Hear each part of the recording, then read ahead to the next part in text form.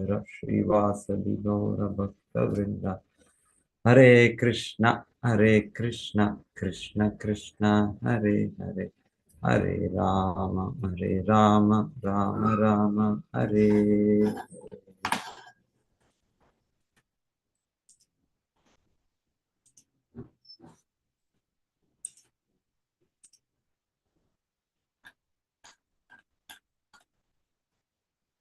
ಆತ್ಮಸ್ತ್ರಪತ್ಯ ಸುಹೃದೋ ಬಲಮೃದ್ಧ ಕೋಶಂ ಅಂತಃ ಪುರಂ ಪರಿವಿಹಾರ ಭುವಶ್ಚ ರಮ್ಯಾಃ. ಭೂಮಂಡಲಂ ಜಲಧಿ ಮೇಖಲಂ ಆಕಲಯ್ಯ ಕಾಲೋಪಸೃಷ್ಟಮಿತಿ ಸಪ್ರಯೋ ವಿಶಾಲ. ಈ ರೀತಿಯಾಗಿ ಧ್ರುವ ಮಹಾರಾಜನು ಸಮಸ್ತ ಭೂಮಂಡಲದಲ್ಲಿ ವ್ಯಾಪ್ತವಾದ ಮತ್ತು ಮಹಾಸಾಗರಗಳಿಂದ ಸುತ್ತುವರಿದ ತನ್ನ ರಾಜ್ಯವನ್ನು ಕೊನೆಗೆ ತ್ಯಜಿಸಿದನು. ಅವನು ತನ್ನ ಶರೀರ, ಪತ್ನಿಯರು, ಮಕ್ಕಳು, ಗೆಳೆಯರು, ಸೇನೆ, ಸಂಪನ್ನವಾದ ಕೋಶ, ಅತ್ಯಂತ ಹಿತಕರವಾದ ಅರಮನೆಗಳು ಮತ್ತು ಆನಂದಾನುಭವಕ್ಕೆ ಇದ್ದ ಅನೇಕ ಸುಖದ ತಾಣಗಳನ್ನು ಮಾಯಾಶಕ್ತಿಯ ಸೃಷ್ಟಿಗಳೆಂದು ಭಾವಿಸಿದನು. ಹೀಗೆ ಕಾಲಕ್ರಮೇಣ ಅವನು ಹಿಮಾಲಯ ಪರ್ವತದಲ್ಲಿ ಪ್ರಸಿದ್ಧವಾದ ಬದರಿಕಾಶ್ರಮವೆಂಬ ಅರಣ್ಯಕ್ಕೆ ಹೊರಟು ಹೋದನು.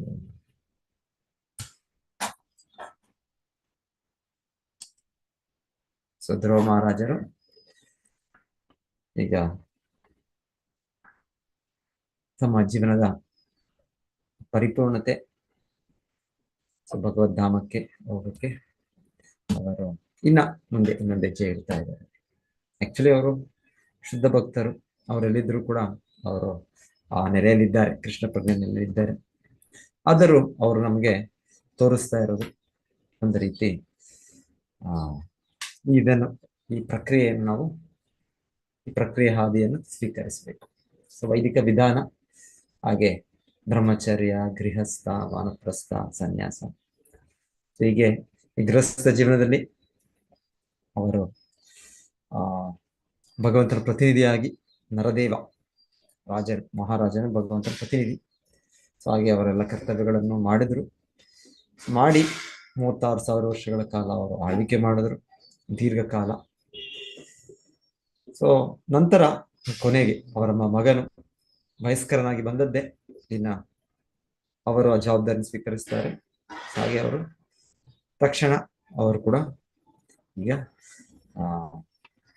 ಅವರ ಎಲ್ಲ ಹೇಳ್ತಾ ಇರೋದು ಎಲ್ಲವನ್ನೂ ತ್ಯಜಿಸ್ಬಿಟ್ರು. ಹೇಗಾದ್ರೆ ದೇಹಕ್ಕೆ ಎಷ್ಟು ಅಗತ್ಯಗಳಿದೆ, ಸರಿಯಾದ ಸಮಯದಲ್ಲಿ ಆಹಾರ ಬೇಕು, ಸೂಕ್ತವಾದ ನಿದ್ದೆ ಬೇಕು, ಇಂದ್ರಿಯ ಸುಖ ಇದೆ. ಸೊ ಇದಕ್ಕೆ ದೇಹಕ್ಕೆ ಮತ್ತೆ ದೇಹದ ಸಂಬಂಧದಲ್ಲಿ ಆತ್ಮೀಯರಾದ ಹೆಂಡತಿ, ಮಕ್ಕಳು, ಬಂಧುಗಳಿದ್ದಾರೆ, ಎಲ್ಲ ಹೇಳ್ತಾರೆ. ಎಲ್ಲವನ್ನು ಕೂಡ ಅವರು ತ್ಯಜಿಸಿದರು. ಸೊ ಇದು ಎಲ್ಲ ರಾಜರ್ಷಿಗಳು. ಧ್ರುವ ಮಹಾರಾಜರು ಒಬ್ಬ ರಾಜರ್ಷಿ. ಸೊ ಅವರಿಗೆ ಸಹಜವಾಗಿ, ಅವ್ರಿಗೆ ಸ್ವಾಭಾವಿಕವಾಗಿ ಆ ರೀತಿಯ ಒಂದು ಇದಿದೆ ಮಾಡ್ತಾರೆ. ಭರತ ಮಹಾರಾಜರು ಕೂಡ ಕೇಳ್ತಿದ್ದಾರೆ. ಭರತ ಮಹಾರಾಜರು ಅವರು ಕೂಡ ತುಂಬಾ ಚಿಕ್ಕ ವಯಸ್ಸಿನಲ್ಲೇ, ಆಕ್ಚುಲಿ ಧ್ರುವ ಮಹಾರಾಜರು ಒಂದು ರೀತಿ ಅವ್ರ ಬಗ್ಗೆ ಕೂಡ ಹೇಳಿದ್ದು 36,000 ವರ್ಷ ಅವರು ಆಳ್ವಿಕೆ ಮಾಡಿದ್ರು. ಅಷ್ಟು ದೀರ್ಘ ಸಮಯ ಅವರಿದ್ರು ಕೂಡ ಅವರು ತುಂಬಾ ವೃದ್ಧಾವಸ್ಥೆ ಆದ್ರು ಅಂತ. ವಯಸ್ಸಿನಲ್ಲಿ ಇರ್ಬೋದು, ಆದರೆ ಅವರ ಇಂದ್ರಿಯಗಳು ಹಾಗೆ ಕೂಡ ಇನ್ನ ಅವ್ರಿಗೆ ಸಂಪೂರ್ಣ ಶಕ್ತಿಯುತವಾಗಿತ್ತು. ಯುವಕನಿಗೆ ಚಿಕ್ಕ ವಯಸ್ಸಿನಲ್ಲಿ ಹೇಗಿರುತ್ತೆ ಹಾಗೆ ಅವರು ಇಂದ್ರಿಯಗಳು, ಅವರ ಮನಸ್ಸು, ಬುದ್ಧಿ ಎಲ್ಲ ಹಾಗೆ ಇತ್ತು. ಸೊ ಹಾಗೆ ಅಂದ್ರೆ ಭೌತಿಕ ದೇಹ, ಭೌತಿಕ ಗುಣಗಳು, ಭೌತಿಕ ಪ್ರಕೃತಿ ಪ್ರಭಾವ ಇಲ್ಲ ಅವ್ರ ಮೇಲಿಲ್ಲ. ಅಷ್ಟು ವಯಸ್ಸಿದ್ರು ಕೂಡ ಅವರಿಗೆ ಪ್ರಭಾವ ಇಲ್ಲ. ಆದ್ರೆ ಅವ್ರನ್ನ ದುರುಪಯೋಗ ಮಾಡ್ಕೊಳ್ಳಿಲ್ಲ. ಅದನ್ನ ಇಂದ್ರಿಯ ಸುಖಕ್ಕೋಸ್ಕರ ಅದನ್ನ ಉಪಯೋಗಿಸ್ಲಿಲ್ಲ. ಅವರದನ್ನ ಭಗವಂತನ ಪ್ರತಿನಿಧಿಯಾಗಿ ಕಾರ್ಯನಿರ್ವಹಣೆ ಮಾಡಿದ್ರು. ಸೊ ಮಾಡಿ ಈಗ ಅವರು ಗೃಹತ್ಯಾಗ ಮಾಡಿ ವಾನಪ್ರಸ್ಥ ಹೋಗ್ತಾರೆ. ಸೊ ಭರತ್ ಮಹಾರಾಜರು ಹಾಗೆ ನಾವು ಅವರ ಚರಿತ್ರೆಯಲ್ಲಿ ಕೇಳೋದು, ಅವರು ಚಿಕ್ಕ ವಯಸ್ಸಿನಲ್ಲಿ ಇನ್ನ ಮೋಸ್ಟ್ಲಿ ಭರತ್ ಮಹಾರಾಜರು ಇಷ್ಟು ವರ್ಷಗಳು ಕೂಡ ಅವರು ಅಧಿಕಾರವನ್ನು ಸ್ವೀಕರಿಸಲ್ಲ. ಅವರು ಅವರ ತಂದೆ ಋಷಭದೇವ ಸಾಕ್ಷಾತ್ ಭಗವಂತನ ಒಂದು ಅವತಾರ. ಸೊ ಅವರ ಆದೇಶದ ಮೇಲೆ ಅವರು ಸ್ವೀಕರಿಸಿದರು ರಾಜ್ಯಭಾರವನ್ನು. ಮತ್ತೆ ಅವ್ರ ಬಗ್ಗೆ ಹೇಳೋದು, ಅವರು ಈ ಎಲ್ಲ ಹೇಗೆ ಧ್ರುವ ಮಹಾರಾಜರು ಬಿಟ್ಟು ಹೋಗ್ತಾರೆ, ಅದೇ ರೀತಿಯಲ್ಲಿ ಅವರು ಕೂಡ ಅವರ ದೇಹ, ಅವರ ಹೆಂಡತಿ, ಅವರ ಮಕ್ಕಳು, ಅವರ ಬಂಧುಗಳು, ಅವರ ಅಷ್ಟು ದೊಡ್ಡ ರಾಜ್ಯ ಎಲ್ಲವನ್ನು ಕೂಡ ಅವರು ಕೂಡ ತ್ಯಜಿಸ್ತಾರೆ. ಅವ್ರ ಬಗ್ಗೆ ಹೇಳ್ತಾರೆ ಮಲವತ್ ಅಂತ ಹೇಳ್ತಾರೆ. ಅವರ ಹೇಗೆ ಭಾವನೆ ಇತ್ತು ಅಂದ್ರೆ, ಅವ್ರಿಗೆ ಭಾವನೆ ಇದೆ ಸಾಕ್ಷಾತ್ಕಾರ. ಇಲ್ಲಿ ಧ್ರುವ ಮಹಾರಾಜರ ಬಗ್ಗೆ ಹೇಳ್ತಾ ಇರೋದು, ಅವರು ಕೂಡ ಇದೆಲ್ಲವೂ ಎಲ್ಲ ಎಷ್ಟೇ ಇದ್ರು ಭೌತಿಕ ಮಾಯಾ ಪ್ರಕೃತಿ, ಭಗವಂತನ ಬಹಿರಂಗ ಶಕ್ತಿಯ ಇದು ಸೃಷ್ಟಿ ಅಷ್ಟೇ ಇದು. ಭೌತಿಕ ಜಗತ್ತು ಶಾಶ್ವತವಲ್ಲ, ಇದು ಆಧ್ಯಾತ್ಮಿಕ ಜಗತ್ತಿನ ಪ್ರತಿಬಿಂಬ ಇದು. ಸೊ ಅಲ್ಲಿ ಇದೆ, ಎಲ್ಲ ಶಾಶ್ವತವಾಗಿದೆ, ಏನು ನಾಶವಾಗದೇ ಇದೆ. ಆದ್ರೆ ಭೌತಿಕ ಜಗತ್ತಿನಲ್ಲಿ ನಮಗೆ ಇಲ್ಲಿ ಭೋಗಿಸಬೇಕು ಅಂತ, ಭೌತಿಕವಾಗಿ ಆನಂದ ಹಿಂದೆಸ್ಕೊಂಡು ಪಡಿಬೇಕು ಅಂತ ಆಸೆ ಇರೋದ್ರಿಂದ ಭಗವಂತನು ಆ ರೀತಿ ಸೃಷ್ಟಿ ನೆನ್ನೆ ನಾವು ಚರ್ಚೆ ಮಾಡ್ತಾ ಇದ್ರಲ್ಲ, ಹೇಗೆ ಒಂದು ಬುದ್ಧಿವಂತ ತಾಯಿ ತನ್ನ ಮಗುಗೆ ಚಂದಮಾಮ ಬೇಕು ಅನ್ನೋದಕ್ಕೆ ಒಂದು ಕನ್ನಡಿಯಲ್ಲಿ ಕೊಡ್ತಾರೆ. ಇಲ್ಲಾಂದ್ರೆ ಒಂದ್ಸಲ ತಂದೆ ತಾಯಿಗೆ ಮಕ್ಕಳು ಹೇಳ್ತಾರೆ, ನಾನು ಕೂಡ ಅಡುಗೆ ಮಾಡಬೇಕು. ನಾವು ತಾಯಿ ಮಾಡ್ತಾ ಇರ್ತಾರೆ, ಅದೇನೋ ಅಲ್ಲಿ ಬೆಂಕಿ ಇರುತ್ತೆ, ಮತ್ತೆ ಇನ್ನೊಂದಿರುತ್ತೆ ಅಲ್ಲಿ. ಅದು ಮಗುಗೆ ಅಯ್ಯೋ ಮಗು ಬರಬಾರ್ದಲ್ಲಿ, ಇಲ್ಲಿ ಗ್ಯಾಸ್ ಅದು ಆನ್ ಮಾಡ್ಬಿಟ್ರೆ, ಆಫ್ ಮಾಡ್ಬಿಟ್ರೆ ಇನ್ನೊಂದು ತಂದೆ ತಾಯಿಗೆ ಹೋಗ್ಲಿ ಇದೇ ಇರುತ್ತೆ. ಸೊ ನಾವು ಅವಾಗ ಚಿಕ್ಕ ವಯಸ್ಸಿನಲ್ಲಿದ್ದಾಗ ನಮ್ಮ ಮನೇಲಿ ಗ್ಯಾಸ್ ಸ್ಟೋವ್ ತರಲಿಲ್ಲ. ಯಾಕೆಂದ್ರೆ ನಾವೆಲ್ಲ ಚಿಕ್ಕ ಮಕ್ಕಳು ಅಂದ್ರೆ ಯಾವಾಗ ನಾವು ಅದನ್ನ ಓಪನ್ ಮಾಡ್ಬಿಟ್ಟು ಗ್ಯಾಸ್ ಸಿಲಿಂಡರ್ ಗ್ಯಾಸ್ ಬ್ಲಾಸ್ಟ್ ಆಗುತ್ತೆ ಇದೆಲ್ಲ ಕೇಳ್ತೀವಿ ನಾವು. ಅದಕ್ಕೆ ಎಷ್ಟೋ ವರ್ಷಗಳು ಅವರು ಬೇಡ ಎಲೆಕ್ಟ್ರಿಕ್ ಏನಿದೆ ಅದೇ ಇರಲಿ, ಇಲ್ಲಾಂದ್ರೆ ಕೆರೋಸಿನ್ ಏನಿದೆ. ಗ್ಯಾಸ್ ಅಂದ್ರೆ ಆ ಸಮಯದಲ್ಲಿ ಸ್ಟಾರ್ಟಿಂಗ್ ತುಂಬಾ ಭಯ ಇತ್ತು ಗ್ಯಾಸ್. ಸೊ ಹೀಗೆ ತಂದೆ ತಾಯಿಗೆ ಭಯ ಇರುತ್ತೆ. ಸೊ ಅವ್ರೇನ್ ಮಾಡ್ತಾರೆ, ಅದೇ ಮಕ್ಕಳು ಒತ್ತಾಯ ಮಾಡ್ತಾರೆ, ಬೇಕು ನಮಗೆ ನಾನು ಕೂಡ ಇಲ್ಲಿ ಬೆಂಕಿಯನ್ನು ಹೊತ್ತಿಸ್ಬೇಕು, ನಾನು ಕೂಡ ಅಲ್ಲಿ ಪಾತ್ರೆ ಏನು ಬಿಸಿ ಬಿಸಿ ಮಕ್ಕಳಿಗೆ ಆಟ. ಸೊ ತಂದೆ ತಾಯಿಗೆ ತುಂಬಾ ಜಾಗರೂಕತೆ ಇದೆ. ಆದ್ರೆ ಮಕ್ಕಳ ಏನ್ ಮಾಡ್ತಾರೆ, ಆಗ ಏನ್ ಮಾಡ್ತಾರೆ, ಒಂದು ಅದೇ ರೀತಿ ಒಂದು ಟಾಯ್ ಕಿಚನ್ ಅಂದ್ರೆ ಆಟದ ಸಾಮಾನ ಇರೋ ರೀತಿಯಲ್ಲಿ ಒಂದು ಇದನ್ನು ಕೊಡ್ತಾರೆ.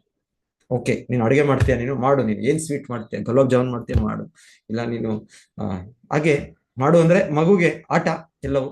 ಸೊ ಅವರು ಒಂದು ಇದು ಕೊಟ್ಟಿದ ತಕ್ಷಣ ತಾಯಿ ತಂದೆ ಅದನ್ನೇ ಒಂದು ಹೊಲೆ ತರ ಇರುತ್ತೆ, ಇನ್ನೊಂದು ಗ್ಯಾಸ್ ಸಿಲಿಂಡರ್ ಗ್ಯಾಸ್ ಸ್ಟೋವ್ ತರ ಇರುತ್ತೆ, ಇನ್ನೊಂದು ಅಲ್ಲಿ ಪಾತ್ರೆಗಳು ಸೌಟು ಇರುತ್ತೆ, ಇನ್ನೊಂದು ಎಲ್ಲ ಚಿಕ್ಕ ಚಿಕ್ಕ ಪದಾರ್ಥಗಳು ಇರ್ಬೋದು, ಏನ ಹೇಳ್ತೇವೆ ನಾವು ಪಾತ್ರೆಗಳು, ಇದು ಇನ್ನೊಂದು ತರಕಾರಿಗಳ ತರ ಇರ್ಬೋದು, ಇನ್ನೊಂದು ಧಾನ್ಯಗಳ ತರ ಇರ್ಬೋದು. ಸೊ ನಾವು ಕೂಡ ಅವಾಗ ಅದನ್ನ ಇಟ್ಕೊಂಡು ಅವಾಗ ಮಕ್ಕಳಾಗಿ ಅವಾಗ ಆ ಪಾತ್ರೆ ತರೋ, ಚಿಕ್ಕ ಒಂದು ಪುಟ್ಟ ಪಾತ್ರೆ ತರೋದು, ಅಲ್ಲಿ ಬೆಂಕಿ ಹೊತ್ಸೋದು, ಮತ್ತೆ ಅಲ್ಲಿ ಇದರಲ್ಲಿ ಇದ್ ಮಾಡೋದು, ಎಣ್ಣೆ ಆ ರೀತಿ ಮಕ್ಕಳು ಆಟ ಆಡ್ತಾರೆ.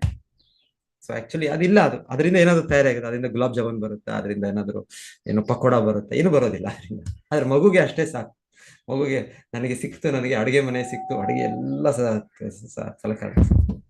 ಹಾಗೆ ಆಕ್ಚುಲಿ ಭೌತಿಕ ಜಗತ್ತು ಇದು ಮಾಯೆಯ ಸೃಷ್ಟಿ, ಬಹಿರಂಗ ಇದರಲ್ಲಿ ನಮಗೆ ಇಲ್ಲಿ ಅನಿಸ್ತಾ ಇದೆ ಇನ್ನೇನೋ ಆನಂದ ಇದೆ ಅನ್ಸುತ್ತೆ ನಮ್ಗೆ, ಅದೇ ಇಲ್ಲ, ಆನಂದ ಇಲ್ಲ.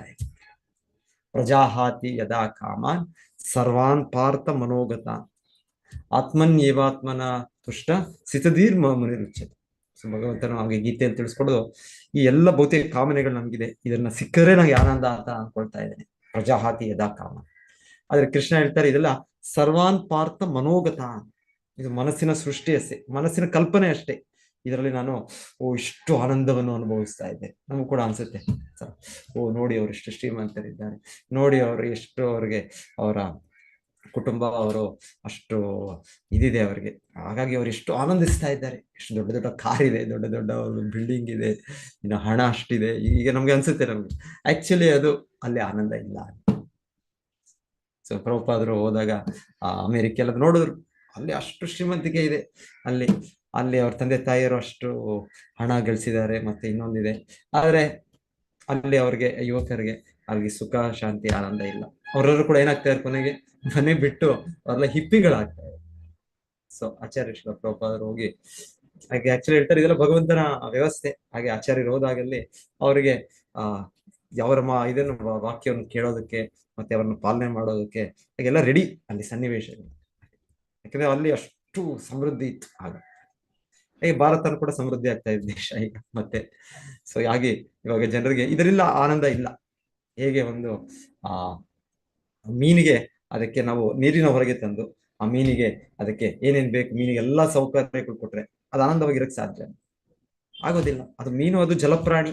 ಅದು ಜಲಪ್ರಾಣಿ ಅಂದ್ರೆ ಅದು ಒಂದು ನೀರಿನ ಸಮುದ್ರದಲ್ಲೋ ಇಲ್ಲಾಂದ್ರೆ ಒಂದು ನದಿಯಲ್ಲೋ ಅಲ್ಲೇ ಅದರ ವಾಸ. ಅದಕ್ಕೆ ನಾವು ಹೊರಗೆ ತಂದು ಅದಕ್ಕೆ ಅದಕ್ಕೆ ಏನ್ ಬೇಕು ಎಲ್ಲ ಸೌಲಭ್ಯ ಕೊಡ್ತೀವಿ. ಏನ್ ಕೊಟ್ರೆ ಏನು, ಅದಕ್ಕೆ ಮೂಲತಃ ಅದು ಜಲಪ್ರಾಣಿ, ಅದಕ್ಕೆ ಅಲ್ಲೇ ಅದಕ್ಕೆ ಆನಂದ. ಅದಕ್ಕೆ ಹಾಗೆ ನಾವು ಪ್ರತಿಯೊಬ್ಬ ಜೀವಿಗಳು ನಾವು ಕೃಷ್ಣನ ನಿತ್ಯ ಸೇವಕರು, ನಿತ್ಯ ಅಂಶ ನಾವು. ಮಮೈವಾಂಶ ಜೀವಲೋಕೆ ಜೀವಭೂತ ಸನಾತನ. ಸೊ ಹಾಗೆ ನಾವು ಕೃಷ್ಣನ ಅಂಶ ಆದ್ರಿಂದ ನಮ್ಗೆ ಕೃಷ್ಣನ ಸಂಬಂಧದಲ್ಲೇ ನಮ್ಗೆ ಆನಂದ. ಕೃಷ್ಣನ ಸಂಬಂಧದಲ್ಲಿ, ಕೃಷ್ಣನ ಧಾಮದಲ್ಲಿ, ಅವನ ಗೋಲೋಕದಲ್ಲೋ ವೈಕುಂಠದಲ್ಲೋ ಅವನ ಸೇವೆಯಲ್ಲಿ ನಮ್ಗೆ ಆನಂದ. ಸೊ ಅದನ್ನು ಬಿಟ್ಟು ನಾವು ಎಷ್ಟೇ ನಾವು ಭೌತಿಕವಾಗಿ ನಾವು ವಸ್ತುಗಳನ್ನ ಗ್ರಹಿಸಿದ್ರು, ಎಲ್ಲ ವ್ಯವಸ್ಥೆ ಮಾಡ್ಕೊಂಡ್ರು, ನಮ್ಗೆ ಸಂತೋಷ ತೃಪ್ತಿ ಅನ್ನೋದು ಆಗೋದು. ನತೇ ವಿದು ಸ್ವಾರ್ಥಗತಿ ಮಿ ವಿಷ್ಣು ದುರಾಶಯಾಯೇ ಬಹಿರರ್ಥ ಮಾನ್ಯ ಅಂದಾಯತಾಂದೈರ್ ಉಪನೀಯಮಾನ ತೇಪೀಶ ತಂತ್ರ ವೃದಾಮಿ ಬಂದ. ಸೊ ಆಕ್ಚುಲಿ ನಾವು ಈಗ ಮರ್ತು ಬಿಟ್ಟಿದ್ದೇವೆ, ನಮ್ಮ ಸ್ವಾರ್ಥಗತಿ ಏನು ಅಂದ್ರೆ ವಿಷ್ಣುವನ್ನ, ಕೃಷ್ಣನನ್ನು ಸೇವೆ ಮಾಡೋದು, ಅವನ ಸೇವೆಯಲ್ಲಿ ತೊಡಗೋದು ನಾವು. ಅದು ನಮ್ಮ ಸ್ವಾರ್ಥಗತಿ. ನಾವು ಸ್ವಾರ್ಥಿ ಆಗ್ಬೇಡಿ ಅಂತ ಹೇಳ್ತಾರೆ. ಆಕ್ಚುಲಿ ನಾವು ಸ್ವಾರ್ಥಿಗಳಲ್ಲ ಯಾರು ಕೂಡ. ನಮ್ಗೆ ಸ್ವಾರ್ಥ ಅಂದ್ರೆ ಏನು ಗೊತ್ತಿಲ್ಲ. ನಮ್ಮ ನಿಜವಾದ ಸ್ವಾರ್ಥ ಗೊತ್ತಾದ್ರೆ ನಾವೆಲ್ಲರೂ ಖಂಡಿತವಾಗಿ ಕೃಷ್ಣನ ಸೇವೆ ಮಾಡ್ತೀವಿ. ಈಗ ಸ್ವಾರ್ಥ ಗೊತ್ತಿಲ್ಲ, ಆಗೇನ್ ಮಾಡ್ತೇವೆ ನಾವು? ನತೇ ವಿದುಹು, ನಮಗೆ ತಿಳಿದಿಲ್ಲ. ನತೇ ವಿದು ಸ್ವಾರ್ಥಗತಿ ವಿಷ್ಣು ದುರಾಶಯಾಯೇ ಬಹಿರರ್ಥ ಮಾನಿನ. ಸೊ ಹಾಗೆ ನಮ್ಗೆ ಈ ದುರಾಶ, ನಮ್ಮ ಒಳ್ಳೆಯ ಇಚ್ಛೆ ಅಲ್ಲ, ಈ ಕೆಟ್ಟ ಇಚ್ಛೆಗಳು ನಮ್ಮನ್ನು ಇದನ್ನು ದೃಷ್ಟಿಯನ್ನು ಆವರಿಸ್ಬಿಟ್ಟಿದೆ, ನಮ್ಗೆ ಬುದ್ಧಿಯನ್ನು ಮಂಕು ಮಾಡ್ಬಿಟ್ಟಿದೆ. ಹಾಗೆ ದುರಾಶಯಾಯೇ ಬಹಿರರ್ಥ ಮಾನಿನ, ಎಲ್ಲ ಹೊರಗಿನ ಪ್ರಪಂಚ, ಹೊರಗಿನ ಇಂದ್ರಿಯ ವಸ್ತುಗಳು ನಮ್ಗೆ ತುಂಬಾ ಆನಂದವಾಗಿ ಕಾಣ್ತಾ ಇದೆ. ಆಕ್ಚುಲಿ ಇಲ್ಲಿ ಆನಂದ ಇಲ್ಲ. ಇದೆ ದುರಾಶಯಾಯೇ ಬಹಿರರ್ಥ ಮಾನಿನ ಅಂಧಾಯತಾಂದೇ ರೂಪನೀಯಮಾನ. ಹಾಗೆ ನಾವೇನ್ ಹೇಳ್ತೀವಿ, ನಾವೆಲ್ಲರೂ ಕುರುಡರು, ಅಂಧ. ನಾವು ಕುರುಡರಾಗಿದ್ದೇವೆ. ಹಾಗೆ ನಮ್ಮ ಕೆಲವು ಜನ ಇದರಲ್ಲಿ ಕುರುಡರಲ್ಲಿ ಒಬ್ಬ ದೊಡ್ಡ ವ್ಯಕ್ತಿ, ಒಬ್ಬ ರಾಜಕಾರಣಿ ಆಗೋ, ಇನ್ನೊಂದು ಆಗೋ, ತತ್ವಶಾಸ್ತ್ರಜ್ಞನಾಗೋ, ಅವ್ರು ಹೇಳ್ತಾರೆ, ನನ್ನ ಹಿಂದೆ ಬನ್ನಿ, ನಾನು ನಿಮಗೆ ಆನಂದವನ್ನು ಕೊಡಿಸ್ತೇನೆ, ನಿಮ್ಗೆ ಸುಖವನ್ನು ಕೊಡಿಸ್ತೇನೆ, ನಿಮ್ಗೆ ಈ ವೈಜ್ಞಾನಿಕ ಬೆಳವಣಿಗೆಯಿಂದ ನಿಮ್ಗೆ ಸುಖ ಸಿಗುತ್ತೆ, ಇಲ್ಲ ಆರ್ಥಿಕ ಸುಧಾರಣೆಯಿಂದ ನಿಮ್ಗೆ ಸುಖ ಸಿಗುತ್ತೆ, ಇಲ್ಲಾಂದ್ರೆ ಈ ರೀತಿಯ ಒಂದು ಆಧ್ಯಾತ್ಮಿಕ ಪ್ರಕ್ರಿಯೆ ಕೂಡ ಅವ್ರು ಕಂಡುಹಿಡಿತಾರೆ. ಅವರವರು ಕಲ್ಪನೆ ಮಾಡ್ಕೊಳ್ತಾರೆ. ಈ ರೀತಿಯ ಯೋಗಾಭ್ಯಾಸಗಳು, ಈ ರೀತಿಯ ಒಂದು ಯಜ್ಞ ಹೋಮಗಳು, ಇದೆಲ್ಲ ಸೃಷ್ಟಿ ಮಾಡೋ ವ್ಯಕ್ತಿಗಳು ಇದ್ದಾರೆ, ಧಾರ್ಮಿಕವಾಗಿ ಕೂಡ ಈ ತರ ಗುರುಗಳು ಕೂಡ ಇದ್ದಾರೆ ನಮ್ಗೆ. ಸೊ ನಾವೆಲ್ಲ ಕುರುಡರು. ಹಾಗೆ ಇವರು ದೊಡ್ಡ ಕುರುಡರು. ಇವ್ರು ನಮಗೆ ದಾರಿ ಇಲ್ಲ, ಇಂಥವ್ರು ನಮ್ಗೆ ದಾರಿ ತೋರ್ಸಕ್ ಆಗೋದಿಲ್ಲ. ಯಾಕೆಂದ್ರೆ ಅಂದಾಯತಾಂದೇ ರೂಪನೀಯಮಾನ ತೇ ಪೀಶತಂತ್ರ ವೃಧಾಮ್ನಿ ಬದ್ಧ. ಅವರು ಕೂಡ ಯಾರು ನಮಗೆ ನಾಯಕರು ಅಂತ ಇರ್ತಾರೆ, ಧರ್ಮದ ನಾಯಕರು, ಇಲ್ಲಾಂದ್ರೆ ಇದು ಪೊಲಿಟಿಕಲ್ ರಾಜಕೀಯದಲ್ಲಿ ನಾಯಕರು, ಇಲ್ಲಾಂದ್ರೆ ಇನ್ನೊಂದು ಇದರಲ್ಲಿ ಶಿಕ್ಷಣದಲ್ಲಿ ನಾಯಕರು, ಬೇರೆ ಬೇರೆ ನಾಯಕರಿದ್ದಾರೆ, ಸಮಾಜದ ನಾಯಕರು. ಸೊ ಇವರೆಲ್ಲರೂ ಕೂಡ ನಮಗೆ ಏನು ಒಳ್ಳೇದು ಮಾಡಕ್ಕಾಗಲ್ಲ. ಯಾಕಂದ್ರೆ ಅವ್ರಿಗೆ ವಿಷ್ಣುವಿನ ಸೇವೆ ಮಾಡೋದು ಸ್ವಾರ್ಥಗತಿ ಅಂತ ಗೊತ್ತಿಲ್ಲ. ಅವ್ರಿಗೆ ವಿಷ್ಣುವಿನ ಅವರು ಕೂಡ ಮರ್ತೋಗ್ಬಿಟ್ಟಿದ್ದಾರೆ. ಹಾಗೆ ಮರ್ತೋಗ್ಬಿಟ್ಟು ಅವರು ನಮ್ಮ ದುರಾಶ, ನಮ್ಮ ಈ ತರ ಇಚ್ಛೆಗಳನ್ನ ಪೂರೈಕೆಯಿಂದ ನಮಗೆ ಆನಂದ ಅನ್ಕೊಳ್ತಾ ಇದ್ದಾರೆ. ಆದ್ರೆ ಇದರಿಂದ ಆಗೋದಿಲ್ಲ. ಮತ್ತೆ ಅವರು ಈಶತಂತ್ರ ವೃಧಾಮ್ನಿ ಬದ್ಧ. ಈಶತಂತ್ರ, ಭಗವಂತನ ನಿಯಮಗಳು, ಹೇಗೆ ಜಗತ್ ಸೃಷ್ಟಿ ನಡೀತಾ ಇದೆ, ಈ ಪ್ರಕೃತಿಯ ಚಲನೆ ಹೇಗಾಗ್ತಾ ಇದೆ ಅದರ ಜ್ಞಾನ ಇಲ್ಲ ಅವ್ರಿಗೆ. ಹೇಗೆ ಭಗವಂತನು ಇದನ್ನು ಮಯಾ ಅಧ್ಯಕ್ಷೇನ ಪ್ರಕೃತಿ ಸೂಯತೆ ಸಚಾಚರಂ, ಕೃಷ್ಣನು ಹೇಗೆ ಇದನ್ನ ಕಾರ್ಯನಿರ್ವಹಣೆ ಮಾಡ್ತಾ ಇದ್ದಾನೆ, ಎಲ್ಲ ದೇವತೆಗಳು ಹೇಗೆ ಅವನ ಆದೇಶದ ಮೇಲೆ ಅವರು ಕೆಲಸ ಮಾಡ್ತಿದ್ದಾರೆ, ಅವರೆಲ್ಲರೂ ಕೂಡ ಇದರ ಹೊಣೆಗಾರಿಕೆ ಸಿಗುತ್ತಾರೆ. ಗೊತ್ತಿಲ್ಲ, ಈ ನಿಯಮಗಳು ಗೊತ್ತಿರೋದ್ರಿಂದ ಹೇಳ್ತಾರೆ ಉರುಧಾಮ್ನಿ ಬದ್ಧ. ಅವರು ಈ 3 ಗುಣಗಳು, ಭಗವಂತನ ಮಾಯಾ ಪ್ರಕೃತಿಯ ಸೃಷ್ಟಿ, ಅದರಲ್ಲಿ ಅವರು ಆ ಹಗ್ಗಗಳಲ್ಲಿ, ಗುಣ ಅಂದ್ರೆ ಇನ್ನೊಂದು ಅರ್ಥ ಏನಂದ್ರೆ ಹಗ್ಗ ಅಂತ, ಸತ್ವಗುಣ, ರಜೋಗುಣ, ತಮೋಗುಣ. ಸೊ ಈ ಗುಣ ಅದು ಒಂದು ಅರ್ಥ, ಹಗ್ಗ. ಸೊ ಈ 3 ಹಗ್ಗಗಳು ಗಟ್ಟಿಯಾಗಿ ಈ ನಾಯಕರನ್ನು, ಅವರನ್ನು ಬಂಧಿಸಿದೆ. ಅವರು ಕುರುಡರಾಗಿ ನಮಗೆ ಅವರೇನು ಉಪಾಯ ಕೊಡ್ತಾರೆ. ನಮಗೆ ಉಪಾಯ ಕೊಡೋದಂದ್ರೆ ಮಹಾಜನರು. ಭಾಗವತದಲ್ಲಿ ನೋಡಿ, ಧ್ರುವ ಮಹಾರಾಜರು ತೋರಿಸ್ತಾ ಇದ್ದಾರೆ ನಮಗೆ ನಾವೇನ್ ಮಾಡ್ಬೇಕು, ಹೇಗ್ ಮಾಡ್ಬೇಕು ಅಂತ ತೋರಿಸ್ತಾ ಇದ್ದಾರೆ. ಓಕೆ, ಕರ್ತವ್ಯ ಇದೆ, ಒಂದು ವಯಸ್ಸುವರೆಗೂ ನಾವು ಮಾಡ್ಬೇಕು. ಮಕ್ಕಳಿದ್ದಾರೆ, ಹೆಂಡತಿ ಇದ್ದಾರೆ, ಕಾರ್ಯನಿರ್ವಹಣೆ ಮಾಡ್ಬೇಕು, ಅದು ನಮ್ಮ ಕರ್ತವ್ಯ. ಆದರೆ ಒಂದು ಸಮಯದಲ್ಲಿ ನಾವು ಈಗೇನು ಕಲಿಯುಗಕ್ಕೆ ನಾವು ಈ ತರ ಧ್ರುವ ಮಹಾರಾಜ್ ಅಂತರ ಎಲ್ಲೋ ಕಾಡಿಗೆ ಬದ್ರಿಕಾಶ್ರಮಕ್ಕೆ ಹೋಗೋದ್ರಿಂದ ನಾವು ಹೋಗೋದು ಕೂಡ ಅಗತ್ಯ ಇಲ್ಲ. ಓಕೆ, ನಾವು ಕೂಡ ಹೋಗ್ಬೇಡ, ನಾವು ಹಿಮಾಲಯಕ್ಕೆ ಹೋಗ್ಬೇಕು. ಅಟ್ಲೀಸ್ಟ್ ನಾವು ಕಲಿಯುಗದಲ್ಲಿ ಆ ಭಕ್ತಿ ಕಾರ್ಯಗಳು ನಾವೇ ನಾವು ಪಾಲನೆ ಮಾಡ್ತಾ ಇದ್ದೀವಿ, ಅದರಲ್ಲಿ ನಾವು ತುಂಬಾ ತೀವ್ರವಾಗಿ ನಾವು ಅದನ್ನ ಅನುಷ್ಠಾನ ಮಾಡಬೇಕು, ನಾವು ಪಾಲನೆ ಮಾಡಿ ಸೀರಿಯಸ್ ಆಗಿ. ಶಿಲ ಪ್ರಭುಪಾದ ಕೂಡ ಹೇಳ್ತಾರೆ, ಲಾಸ್ಟ್ 15 years ಆಫ್ ಲೈಫ್ ಏನೋ ಒಂದ್ ಕಡೆ ಪ್ರಭುಪಾದ ಹೇಳೋದು, ತುಂಬಾ ಸೀರಿಯಸ್ ಆಗ್ಬೇಕು. ಗೊತ್ತಿಲ್ಲ ನಮ್ಗೆ ಲಾಸ್ಟ್ 15 years ಯಾವಾಗ ಅಂತ, ಆದ್ರೂ ಕೂಡ ವಯಸ್ಸಾಗ್ತಾ ಆಗ್ತಾ ಆಗ್ತಾ ನಮ್ಮ ಮೃತ್ಯುವಿನ ಬಾಗಿಲು ಹತ್ತಿರ ಬರ್ತಾ ಇದೆ. ಆಗ ನಾವು ತುಂಬಾ ಸೀರಿಯಸ್ ಆಗಿ, ಯಾಕಂದ್ರೆ ಅಂತೆ ನಾರಾಯಣ ಸ್ಮೃತಿ, ಜೀವನದ ಪರಿಪೂರ್ಣತೆ ಅಂದ್ರೆ ನಾವು ಅಂತ್ಯದ ಸಮಯದಲ್ಲಿ ಕೃಷ್ಣನನ್ನು ನೆನೆಸ್ಬೇಕು, ನಾರಾಯಣನನ್ನು ಸ್ಮರಿಸಬೇಕು. ಸೊ ಅದರ ಒಂದು ತೀವ್ರ ಪ್ರಯತ್ನ ನಾವು ಮಾಡಬೇಕು.